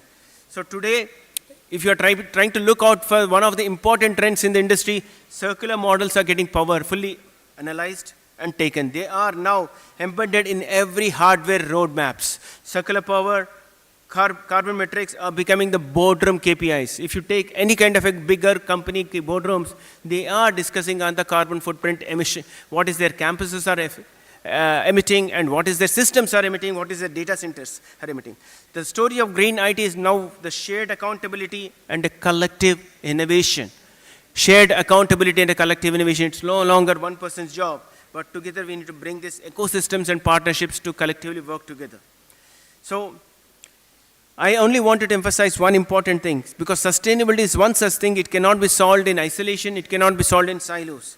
It needs and it demands collaborative ecosystems which can work across startups, academia, industry, and governments. Having said that, it is very important that you start understanding the powerful aspect of how this particular AI-powered sustainability solutions can be really leveraged and driven. So imagine if you are part of an enterprise which had a digital sustainability twin. How many of you are aware of digital twins? Digital twins, I see one hand.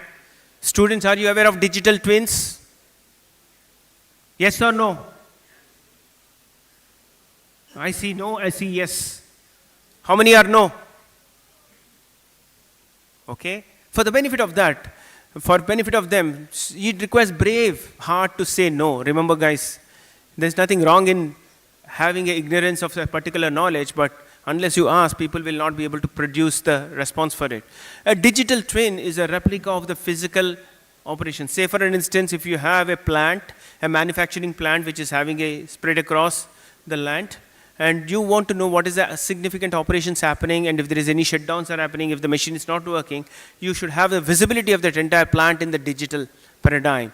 It replicates the physical operations or physical plant operations in the digital area.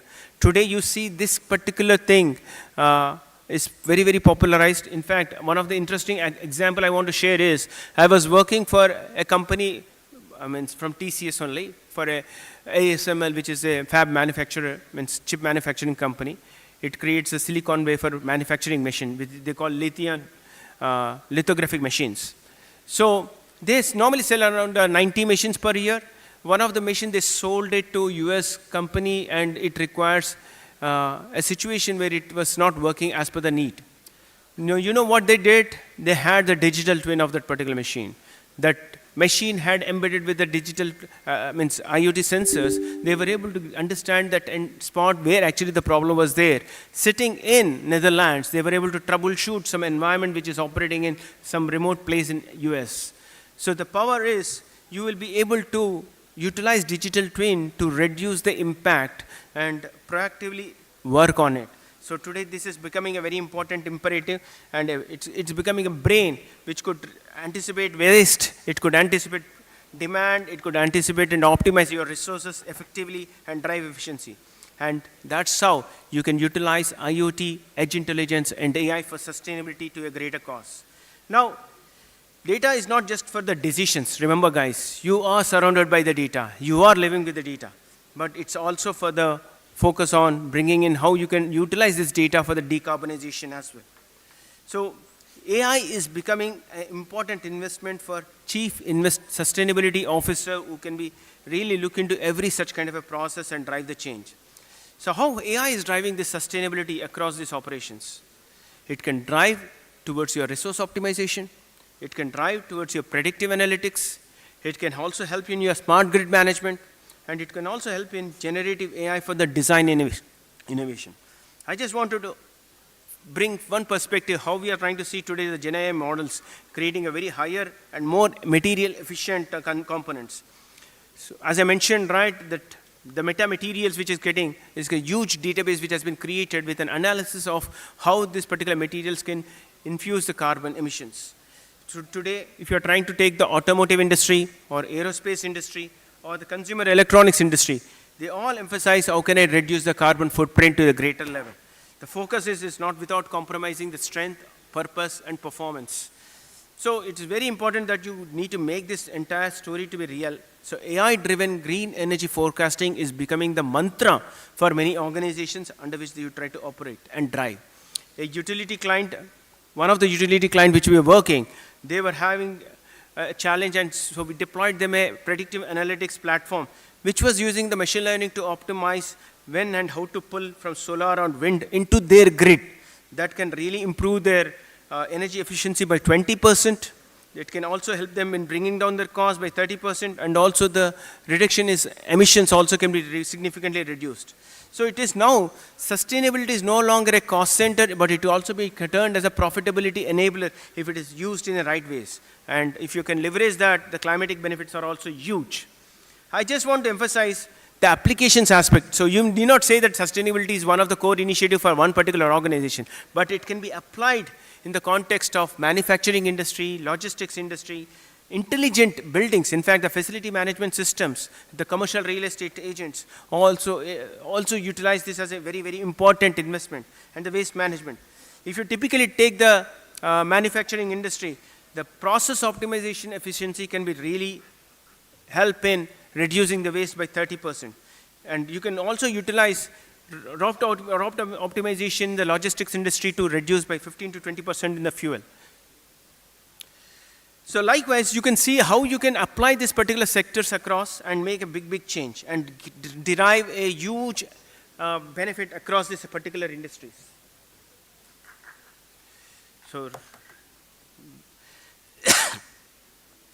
So if you typically look into this particular space of industries, now you need to understand how these innovation pathways are driving the change. And innovation is no longer just about what we can build, it's all about what we can regenerate, reimagine, and responsible areas. I also want to emphasize the circular economy part, which is very, very important for all of you to understand. The way you're trying to drive the change, we need to move from take, make, dispose model to the model of reuse, recovery, and regeneration. This is what we are going to make a big, big transformation under circular economy and make a bigger impact. Further, our innovation pathways need to be really focusing on the bio-based materials. This is an important investment, what you can really look at, how you can utilize and derive from the cellulose, mycelium. These are the replacing the plastics and composites. And I also see there is a greater emphasis on the advanced energy storage, which can bring down the current traditional methods and improve the solid state batteries, flow batteries, and second life battery systems, which can really improve the energy storage and capability. Third important investment in the innovation pathway is the digital twins and simulations. Today you see how a digital clone can really build a product, simulate energy, consumption, and emissions. These are not only bringing down your maintenance windows, but also trying to improve your entire minimal material utilization to a great level.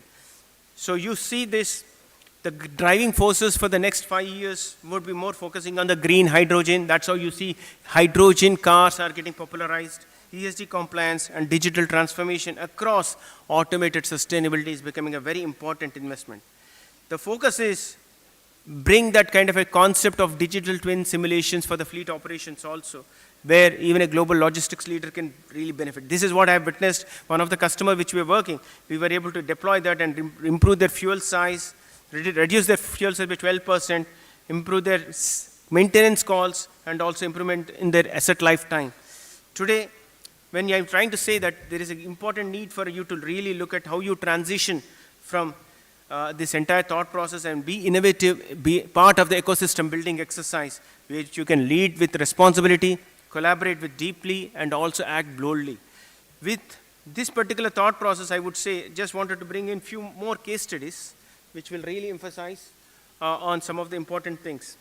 You might be seeing a Google, Tesla, and other TSMC. These are some of the important companies investing in this carbon-free energy area. These are the true examples how they are investing and what kind of benefits they are able to contribute to the society. If you typically take the TSMC, the 80 to 85% of the chips gets manufactured to this particular leading chip manufacturer, they are now reclaiming 88% of the water it uses in the fabrication plants. That's a significant way they are trying to bring in, which really translating gallons of water saved annually. And it is really showing how semiconductor industries can scale and drive this sustainability. Similarly, you try to see that how startups are driving this circularity, especially the mention of Vital and also the Genesis, a bioplastics company, are really driving the e-waste, 20,000 tons of e-waste from the landfills they are trying to divert and save the planet Earth. So today, keeping the time constraints in mind, I'm just trying to move forward and trying to give you a very important element of future roadmap and opportunities, what you can really look at. So let me ask here one important thing.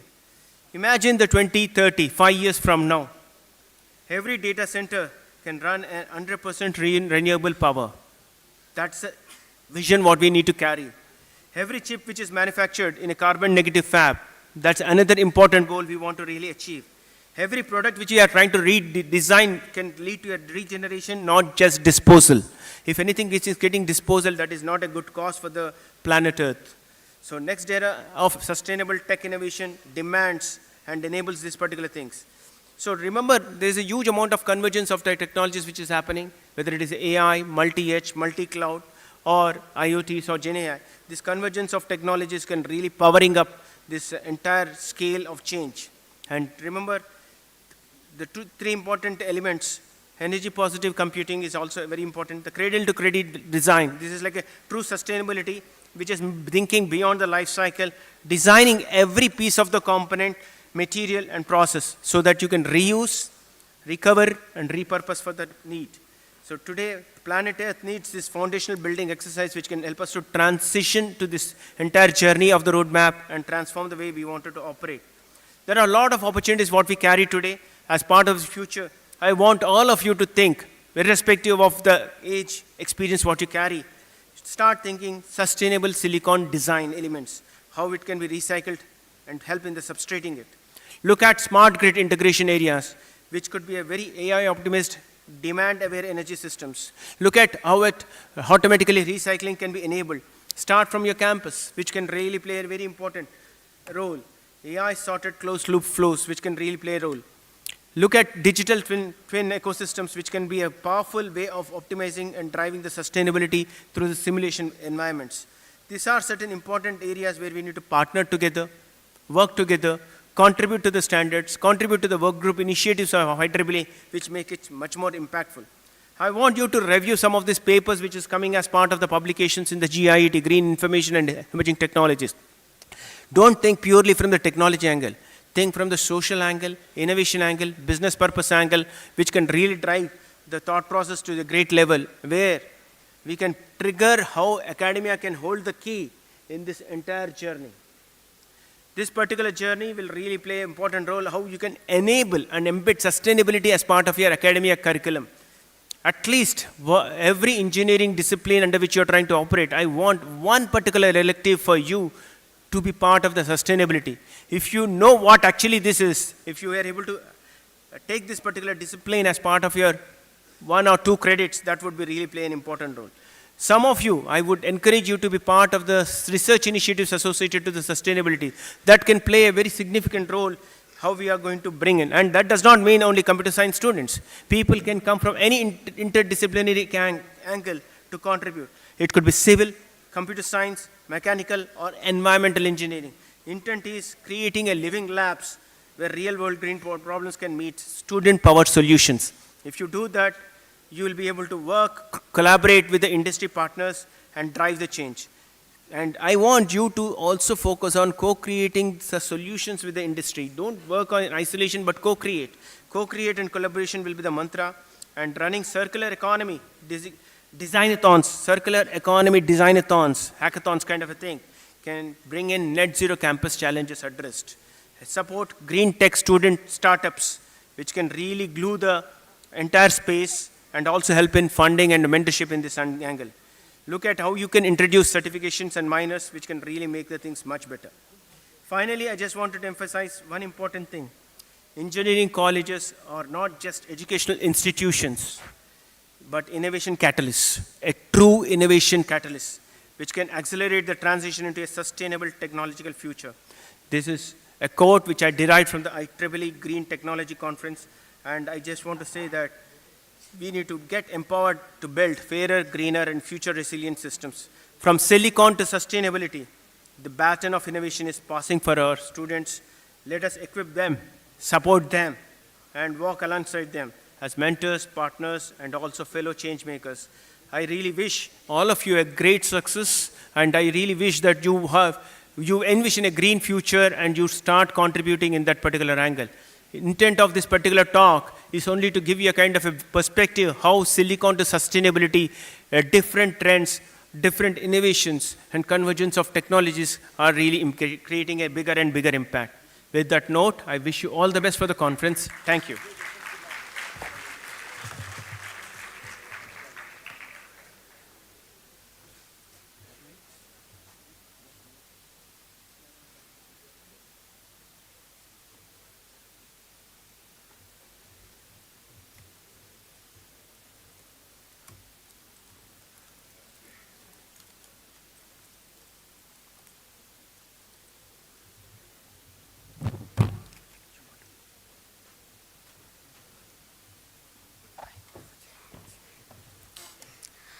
Thank you so much, sir, for sharing your valuable knowledge and thoughtful insights with us.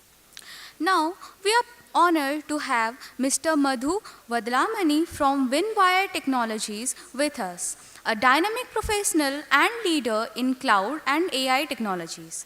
His insights reflect a rich experience in driving technology business innovation. With over 15 years of experience, he is in data analytics and typical techno marketing. Sir, please.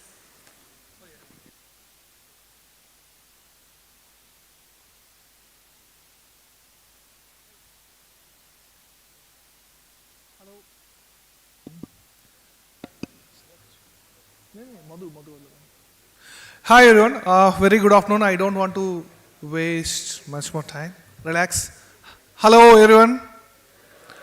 Can you hear me? So for a while, shall we sing a song? Shall we sing a song? How many of you know Telugu? Yes, repeat with me. Just repeat with me, okay? So first of all, thank you for the opportunity, and this is my like around say 5th visit. And I'm happy to see Bala sir speaking, and I'm happy to see sir, your words are impactful. Let's sing a song. Repeat with me. Endaro. Repeat. Endaro. Mahanu. Baulu. Right? Repeat. Endaro. Mahanu. Baulu. What does it mean? All the very good dignitaries or the dayas. Simple. So the reason to me to speak over here, sorry my deck, don't worry about the decks, listen to me, talk to me directly. So how many of your people are using ChatGPT these days? Sorry, that's a wrong question. How many of your people are not using ChatGPT these days? Hardly one or two. So no, when you observe, when you open the ChatGPT via mobile, right? Not that your phone is getting heated, your mobile, your hand is also getting frustrated. How many of you observed that? It's get heated unless and until you remove all your covers and you carry your normal mobile and use the ChatGPT for 20 or 30 minutes. Your server will be literally hurted like anything. The reason why I'm saying is that sustainability is not a concept, it's a process which has to be followed by everyone. Trust me, you have to follow, you have to follow. Today, I was discussing with Bala sir that we have to organize one session which is of zero waste. Possible? Yes? Zero waste in the sense no plastic, no paper wastage, with full of digital printing. Now, when we say that green information session and sustainability session, it is not that as Bala sir was saying, it's not a corporate responsibility, it's a minimum social responsibility. If you find something, don't throw these things in outside, throw it in a dustbin. It is a minimum common responsibility. Minimum social responsibility, if we have to have everyone, then that will be pretty much easier. Now, how can we actually make this happen via technology? Technology is not something which is actually coming to your life. You came with the technology. Today you implement the technology in agriculture, your precision farming, in fisheries, in the topest hill areas. In these places, technology is important. Technology is important to make sure that your human life is successful. So, how many of you are in AI and ML? When you thought of doing a project, don't do that student automation, employee automation, which is done. You pick the projects in this classroom, in this room. What can I automate? How many chairs are there? How can I make the chains, everything sustainable? How can I make every conference person easy to relocate? Yes, it has numbers, it has allocates. These are your projects. My sincere advice, maybe count down as 1 to 10 advices. Okay, you can start with this, by the way. You can hold on actually. Stay there. The PVD is there. I can actually email you up. What can you see? I don't know. I don't know. No, you can see that. Huh? Show the last slide first. I'm there in LinkedIn. I'm there and available with all the mediums. First advice is that don't go beyond out of the world to search for the process. Don't search for the process. Problems are around nearby. Try to solve the problems within your villages, within your towns. What are the common problems which normal kirana shop, normal industrial machinery shops faces? How can you help? Your knowledge should be helping to them. Unless and until the word of sustainability is zero. Point number 2. Today my concept is brain first, code next. What is brain first? Lot of people, unfortunately, recent MIT survey says that the people who are using lot of Google and ChatGPT, the efficiency in terms of productivity has been dropped off by 30%. Which means that 100 out of 30 people are not thinking at all. 100 out of 30 people stopped thinking, which is so dangerous for the society. Your brain is the most powerful weapon.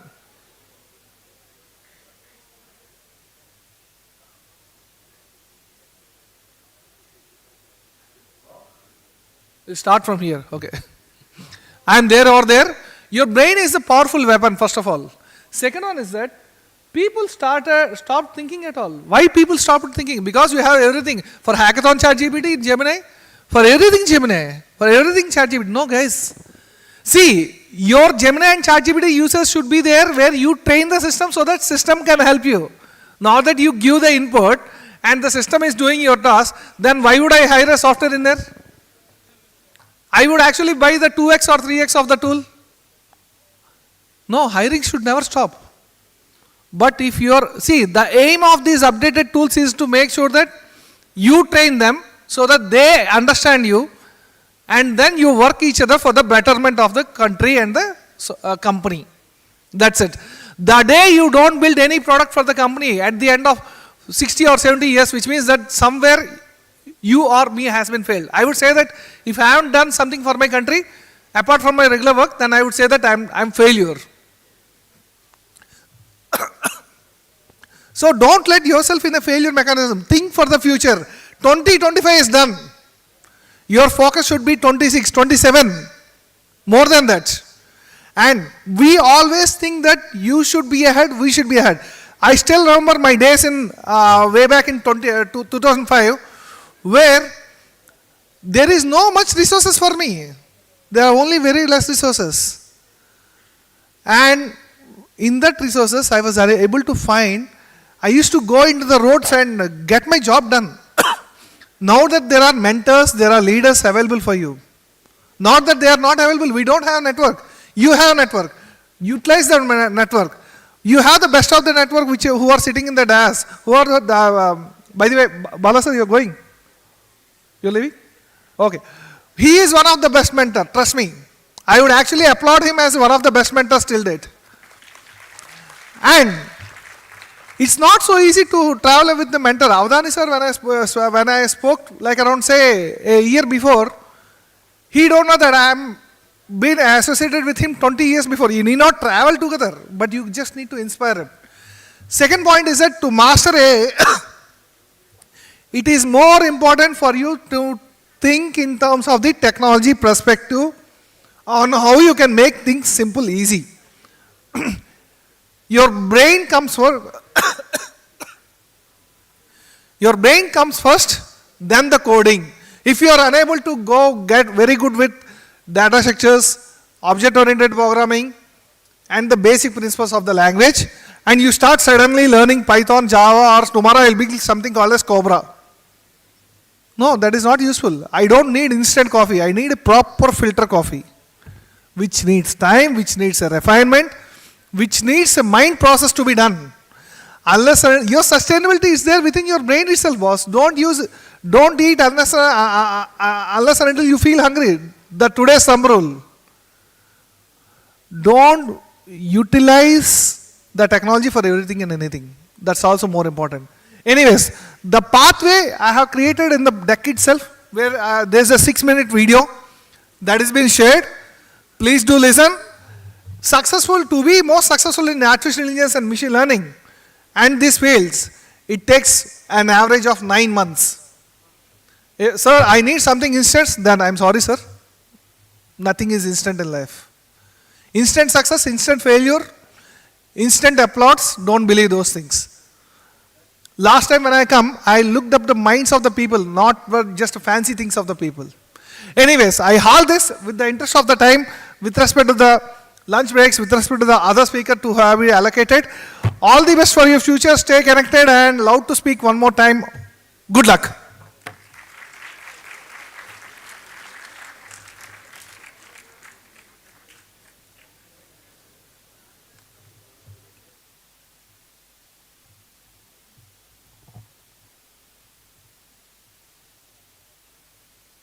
Thank you so much, sir, for sharing your valuable knowledge and thoughtful insights with us.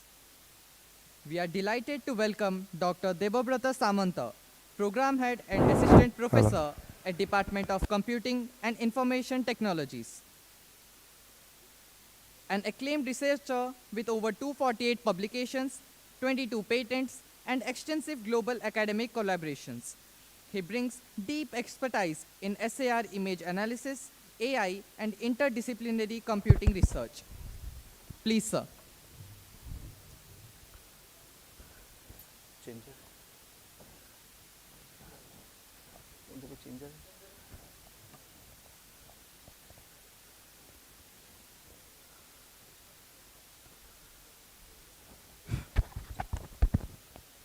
Good afternoon.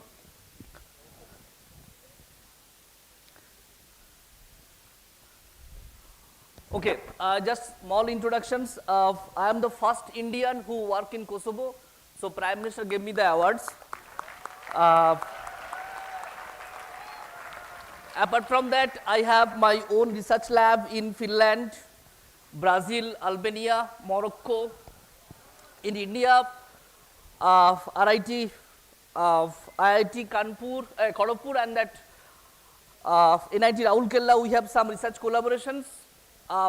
My algorithms is accepted by the US government. I received the maximum military award from that. Leave it that part. This is my locations, -36 to +36 is a huge change of the temperatures. So that is why I always need the water. This is my team, just like you, as students of UG, PG, few postdoc students are there. A small country, Kosovo, basically it's 2 lakhs people only. It's very small. There is no jail, no police stations at all. Only 1,200 traffic police only.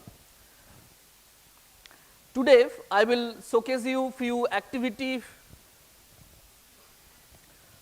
of that upcoming future trends. So in my college, there is no syllabus at all, no exam. Every year, students, I know, that is India, it's a huge pressures, academic systems, different things. Every year, students need to create a project. If the project, they sell the product as a company purchase, they will be eligible to go for next year. So this is the process.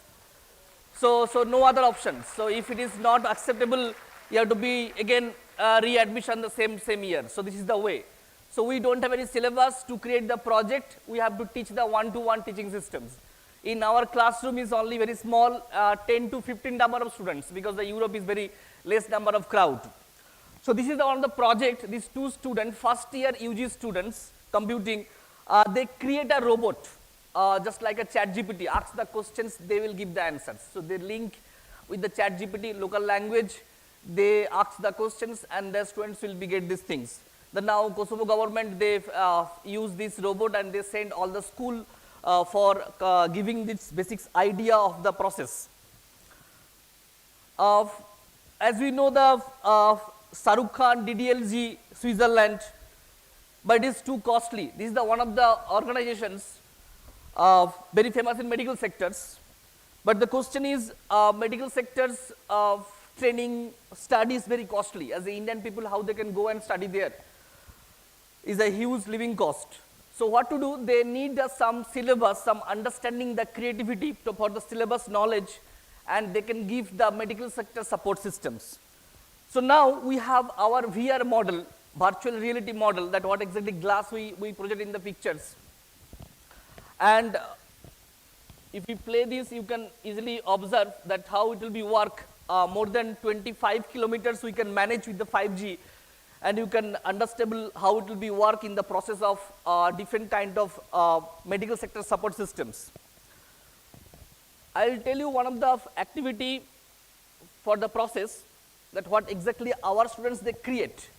Basically the VR model, the support systems as a project.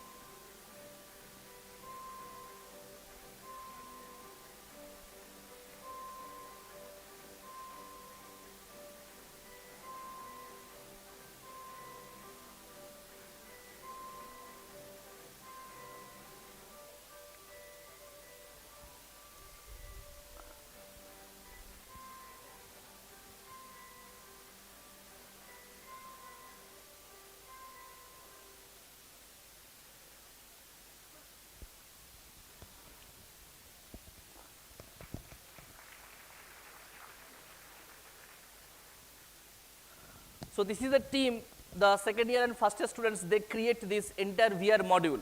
Now we are giving the 16 hours of diploma course for the nursing, how they can learn the virtual process.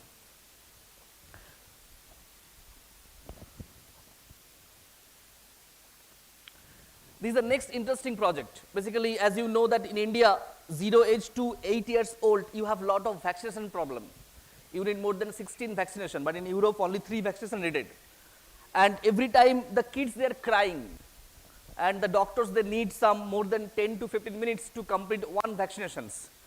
Obviously it's a common thing, the scare of that kids. So what we did, we create the Chota Bhim or Tom and Jerry VR model and give that kids in the time of vaccinations. And that's 10 minutes job, we finish 10 seconds. So this is the way. Now we have more than 34 doctors client in the Bangalore sectors. They are using our VR model, and this VR model created by our student. What exactly the process of working for that people in the second year students. So this is the team, they are creating this VR model for the time of vaccination process. When I was in India, I don't know that European people blindly believe on Indian cultures. In the time of baby carrying time, the mothers, they need that meditation process. Is a huge demand in European environment. And just like copy paste, nothing else, that we follow that what the Indian activity, we convert the VR model, and that giving to 3 months to 9 months durations. Every month we are giving 6 minutes of every day, different kind of meditations of the Sanskrit knowledge. So that is that one of the huge demand. Now we have more than 1,000 clients in European environment. This is the team. She came from Europe to here, Benares. She stayed 3 months and she understand the Indian cultures and create that what exactly that requirement of that Sanskrit and that other cultural process, and she create the VR model.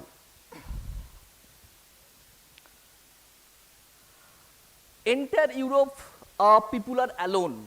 The old age people are alone. If you search in the Google, maximum number of people they suicide. So every government they have different kind of project to save the old age people, make them happy.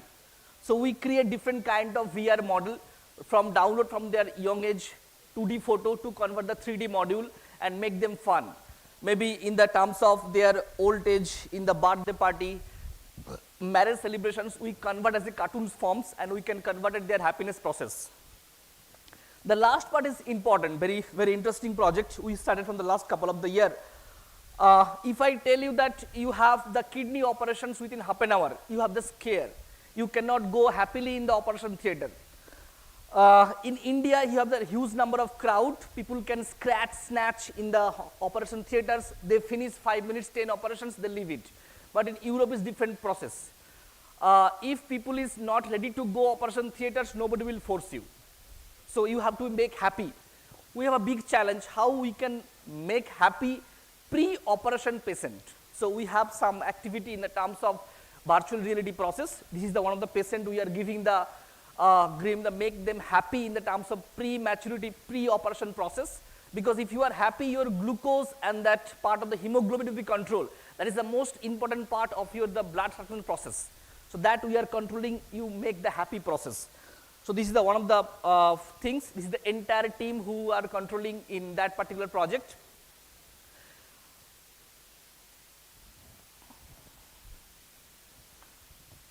The next project is very interesting. Poland. It's a small country. World War time, everything destroyed. One of the small insurance company, they give this particular project. Old age people, they are continuously sick and the insurance bill is to increase. In Europe, everything under the insurance coverage. Without insurance, you cannot live there. And that company very confused why the bill is to increase. Either doctors not good, or old age people don't have the immunity, or medicine not good. They have 3 years unsolved problems. After that, we have a team. We visited there, and what we observed, this particular city, Ostrova, that entire house is smart house. Everything, just like IoT device, fridge, refrigerators, washing machines, air conditions, open the door, garage systems, everything, because it is easy to manage. And their kids, they can easily find out their old age people observations. That's when everything is smart house process.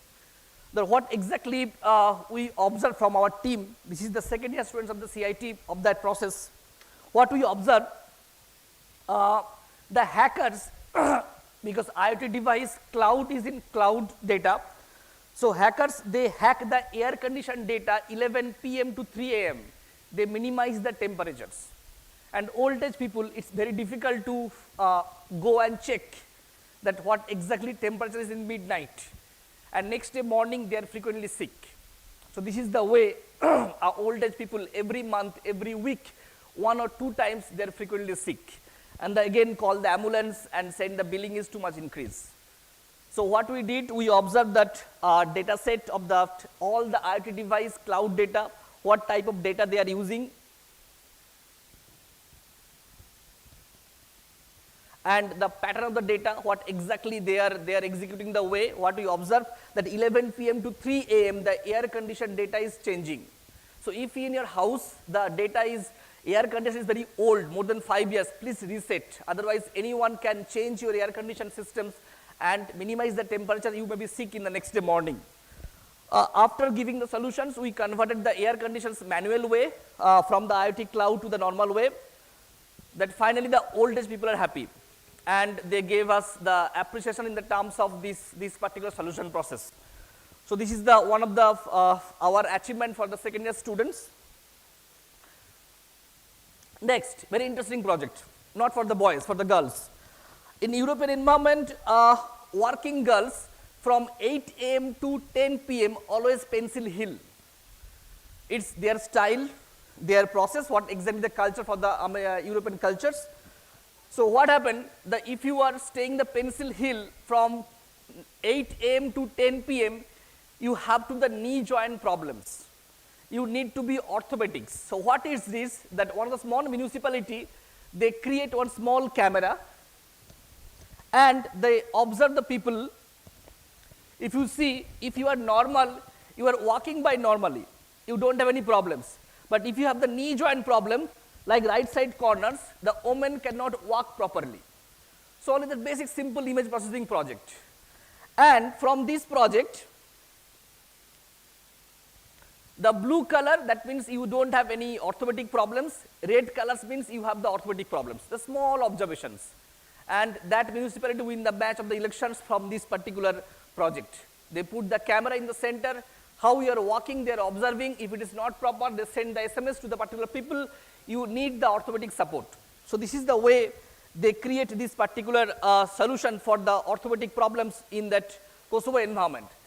This is the third year students of RIT Kosovo. These two students, they create this project and they give the solutions. The next, NICO. I think a lot of people, they knows this project.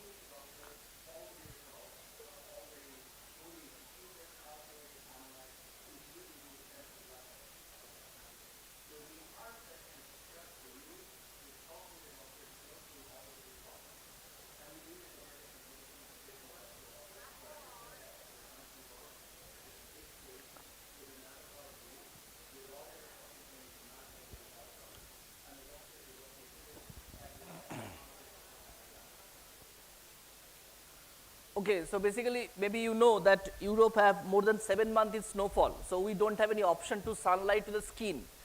99% people in Europe, they have the skin cancer. So this is the NICO platform, what exactly that like a pot they put in the center, people come and scan and they go out. So this is the way our students, they are supporting the part of skin cancer detections, and they got 78% accuracy only. So this is the team what they working in the part of this NICO project. 78% accuracy of the skin cancer process. Okay, basically this is the very interesting and last project. We working last 7 or 8 months. Basically, maybe you are very angry for your faculty members. Maybe you are very angry with your parents, with your kids, with your friends. How you can relieve? The European environment, lot of projects, they have the mental health detection process. A lot of people, they are working. So that is different thing. What we give the solutions, just listen this video, then I will give this what exactly project we do it.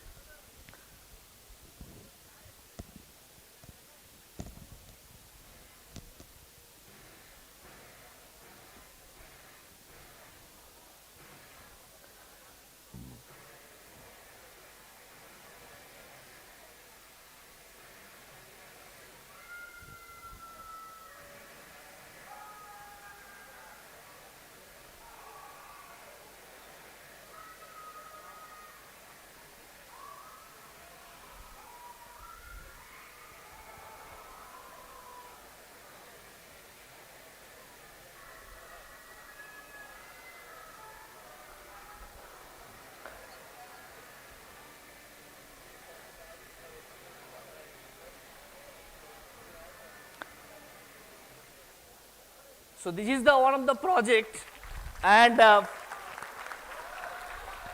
we got, it's very simple basic things. We create one box, how much you can release your stress, we measure that part and we give you the gift as a soft drink.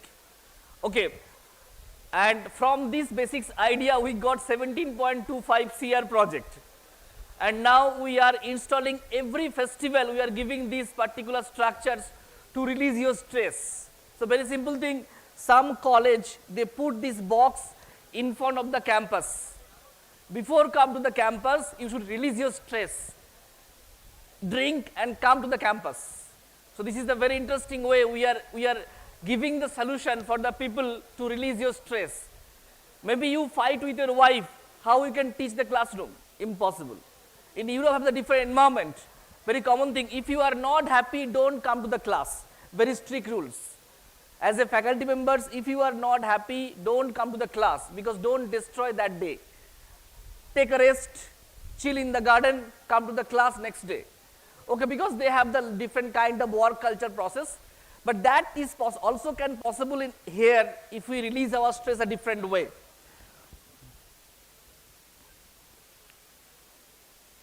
Now, what is the futures? As a lot of your upcoming first year, second year, third year, fourth year, if you have any research idea in the terms of these two factors, quantum AI and the AGI, it's a huge demand. Machine learning, deep learning is going down, is fully closed. The Facebook metaverse is going close. So upcoming futures, if you have any idea for these two sectors, you can be easily create your unique idea. One last example of, I met the Mozilla Firefox director in one of the biggest conference in Kosovo, in Europe, in London, Kosovo. Raise your hand who has Mozilla Firefox in your laptop or desktop. Few people they have. So she is the lady who create the entire Mozilla Firefox copy from Indian Holy Book. So when I was in India, I don't know these things.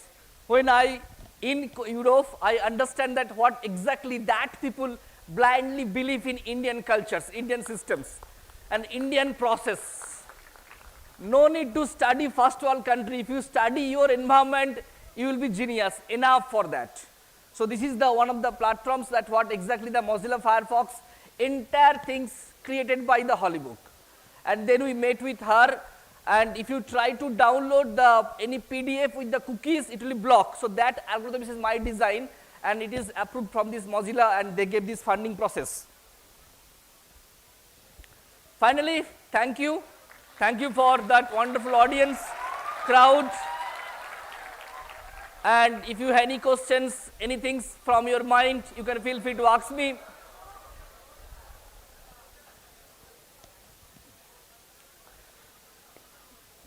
You can follow the LinkedIn, all the research process.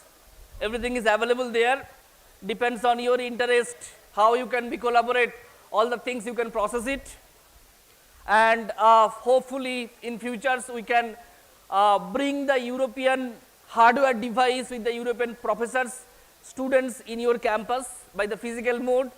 Sometimes my face is Indian, I am from Europe. People have some interest in different way, but I'll bring the European face in your campus. It will be more attractive, more diplomatic way you can be processed for the all the things. And hope you will get my email ID and collaborations. I can receive some queries from your side. Thank you, professors. We will keep in touch. Yes, any questions?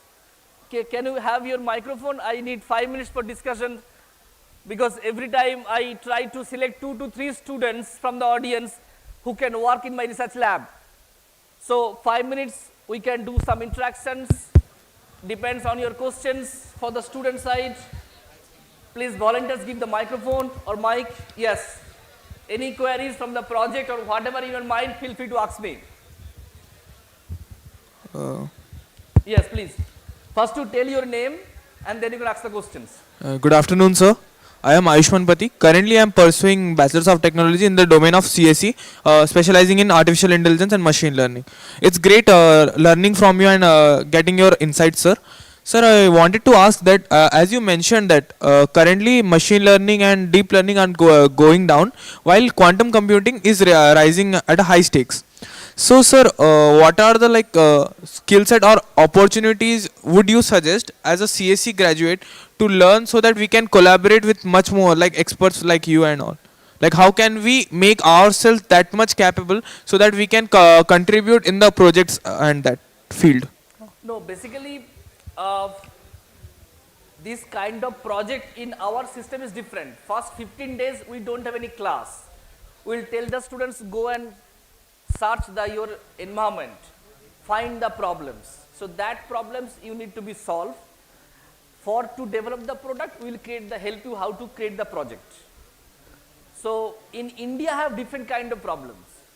So that is you have to be understand the problem, and that problems you try to create a problem statement, and then through the professors you can email us from the European Union. Lot of projects are available. Funding opportunities are there, we can support you for the infrastructures. Basically European environment, we have lot of labs. Students, they can directly use their lab to create that kind of project. So if that kind of infrastructures, if you are available, you can test it the project. Clear my point?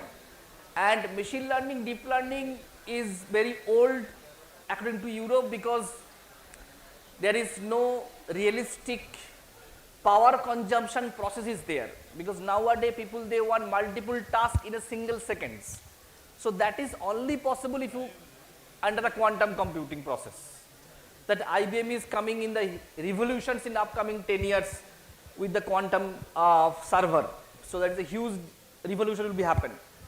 So coming 10 years, if you want to build your career, you should go for the quantum or the edge process, edge computing. Good questions. Thank you. Thank you, sir. Any others? Can you give the mic, please, in the volunteers? Go there. Go straight. This way. Any question from your mind, my dear students? I came for you. Hello. Yes. Yes, sir. Myself, Dr. Devrat Swai. I am from Pandit Deendayal Energy University, Gandhinagar. So, sir, recently in one of the DST project call, we have applied actually. So the question is, when we are going for, you told something about the mental health analysis. So in that case, what sort of data you people are using mostly to understand the sentiment or the mental condition? Because ultimately the mental condition is a main cause for the depression and anxiety. So facial expression is the highly essential thing, or we should go for the biological parameters like the health, like the heart rate or the respiration rate, such kind of things. So which, according to you, which one is better? Okay, good question. Basically, we are not giving the reason, like we are not giving you the 10 page of prescriptions. Test this, test this, test this. After 10 days, come to the again doctor plus. No, we don't have that kind of mind setup. We directly give the solutions. We don't know why you are angry. We are giving the solution you make happy. Okay. Clear my point? We are basically European environment, people are thinking different kind. We don't want your angry reason. Sir. Which parameters you angry, what is your mental stability, how much disease, how many years you have, we don't want. But if you need solutions, angry, yes, come, use, give the solutions. Okay, so recently in Indian educational system, mostly we found that nowadays in Odisha even, a few days back, some incidents have happened with the academic curriculum. So the students are getting some sort of depression. So I am agree with your solution, whatever, if I am angry or if I am having some depression, but if there is a system which can guide me to... It's true. Basically, India have huge population, number one. Yes, sir. If again 2-3 atomic bomb, if it is come here, like Japan, everything destroy, India possible to go. Otherwise, the huge populations, we cannot think, we cannot give the solutions. What we can do, we can try our old techniques like that Gurukul concept, what exactly already available in this campus, and trying to avoid electromagnetic hazards. Basically, very simple thing, one small example. Can you raise your hand who can add 3 digit?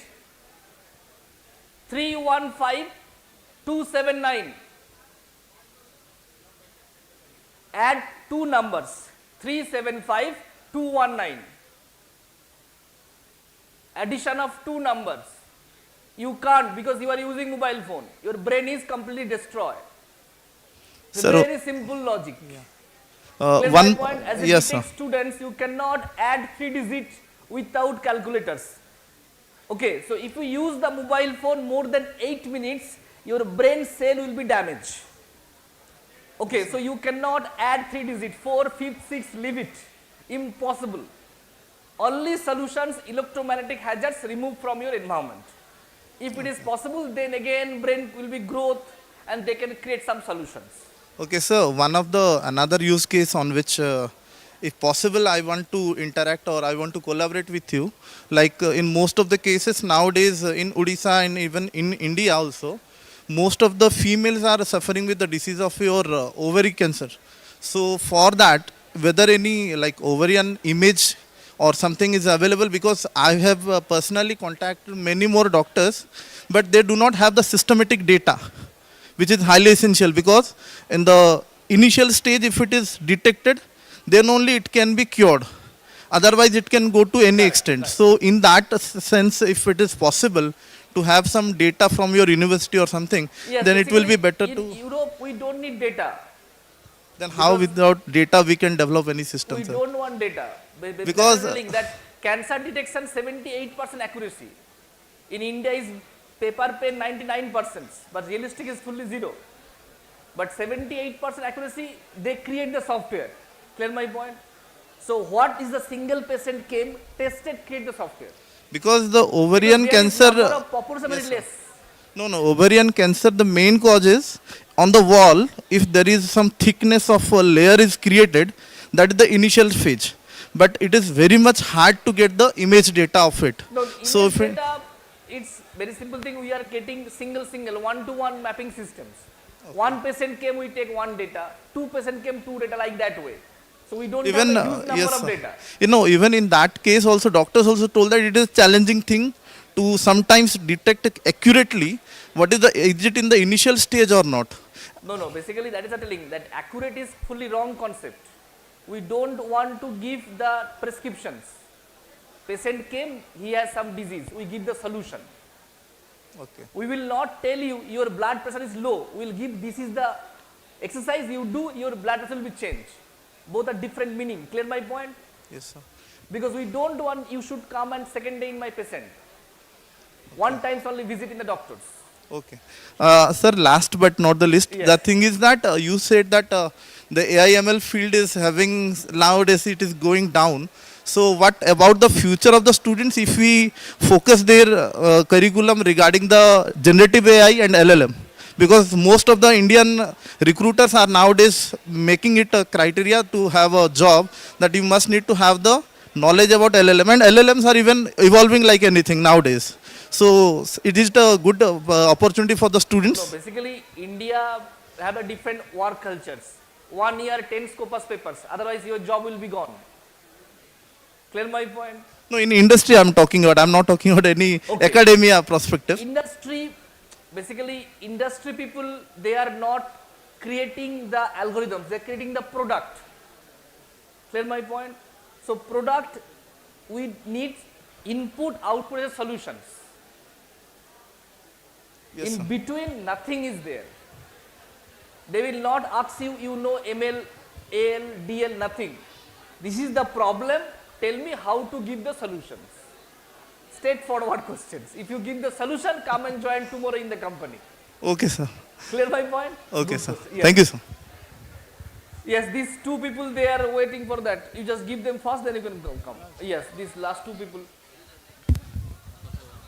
I know before lunch break is very difficult, but I try my best. Yes. Hello. Good afternoon, sir. Sir, I'm Swayam Sapnik Naik, currently researching on quantum computing and cybersecurity, sir. I'm currently building something for detection of early threats in dark web investigation and threat intelligence investigation, sir. Actually, sir, while integrating the artificial intelligence, I'm facing a lot of issues because, sir, even passing of a minute, the threat landscape changes. In the recent, like the problems I have solved or the recent investigations I have done of the Lazarus group APT 38, sir, which gained the initial access using info stealers. In those kind of issues, mostly the internal threats and all those things come into place. How can I, sir, integrate artificial intelligence, which I'm currently doing, but maybe I am not that much capable to gain such result. How can I integrate artificial intelligence to do all the malware analysis, all the threat detection, all the analysis? Because, sir, you know that even in dark web investigation, we have to sit in forum for a long period of time, like we have to monitor them and we have to monitor the data they are giving and all. And even the ransomware and all those things, they are just gaining the initial access through the info stealers. So, Yes, so how? basically, I will give the one solutions. Yes, sir. Which year you were? So, second year. Second year. So last coming 1 year, you try to hack your college camera. Enough. Nothing Yes, sir. else. Or any security portal. Yes, sir. Just to try it. If you do it, next day post in the LinkedIn, Google will call you, come and join in my company. So, of course, I have No done. need to take any certificate, any degree, nothing. So actually, I am one of the person who have done the security analyst for Vidyarthi Vidyan Manthan. I am running Ocean Ambition, sir, one of Very good. the finest company in the whole world, sir. We are controlling marketing So basically, and everything. cybersecurity, one of the place, nobody will Yes, sir. teach you and Yes, there sir. is no roadmap. Yes, sir. Just to try, Yes, sir. and one day you will get the solution. But Yes, one sir. thing, basically cybersecurity very dangerous. Yes, sir. When I teach my topics in my classroom, my students, they hack my Facebook account. Yes, sir. Clear my point. So I stopped teaching to the techniques. So Yes, sir. basically, first you ethically build yourself that I will not misuse my cybersecurity knowledge. Yes, sir. Then you can start your all one by one procedures. Yes, First sir. you try to hack your own systems. Yes, then sir. friend's laptop. Then campus computers. So Sir. this is the way you have to be execute one by one. So actually, I have done all of this. I need your help in those integration things, sir. Integration part, you can learn the DOS. Yes, sir. Nobody will tell you to learn the DOS because it's already closed and Indian syllabus they already stopped. Yes, sir. So DOS try to again you recall this subject and try to create few basic small project. Yes, sir. Snake game. If you create snake game in DOS platform, you can learn 80% cybersecurity. Okay. Yes, sir. So this kind of thing you try to execute. Thank you, sir. Okay, then you can be easily one Yes, day sir. you will be genius for that. Thank you, sir. Good question, I appreciate. Last question because I know you are be waiting for your lunch. Last questions, anyone? Any query in your mind? No questions? Okay, only last questions, only one. I understand.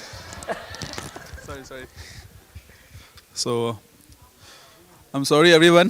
This is the last question. So, good afternoon. Myself Ajit Kumar Khanra. I'm a graduate from College of Engineering and Management, Kolaghat. So, I was looking at one of your projects. It was regarding virtual reality.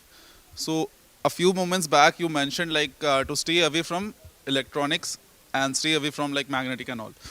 So, how safe is VR for pregnant women? Like one image, it showed that a pregnant woman was wearing a virtual reality set. How safe was it for her having a baby? Yes, very good questions. Basically, if you trying to purchase one device, electromagnetic hazards detections is 200 rupees cost, Amazon available, and you can put in your room.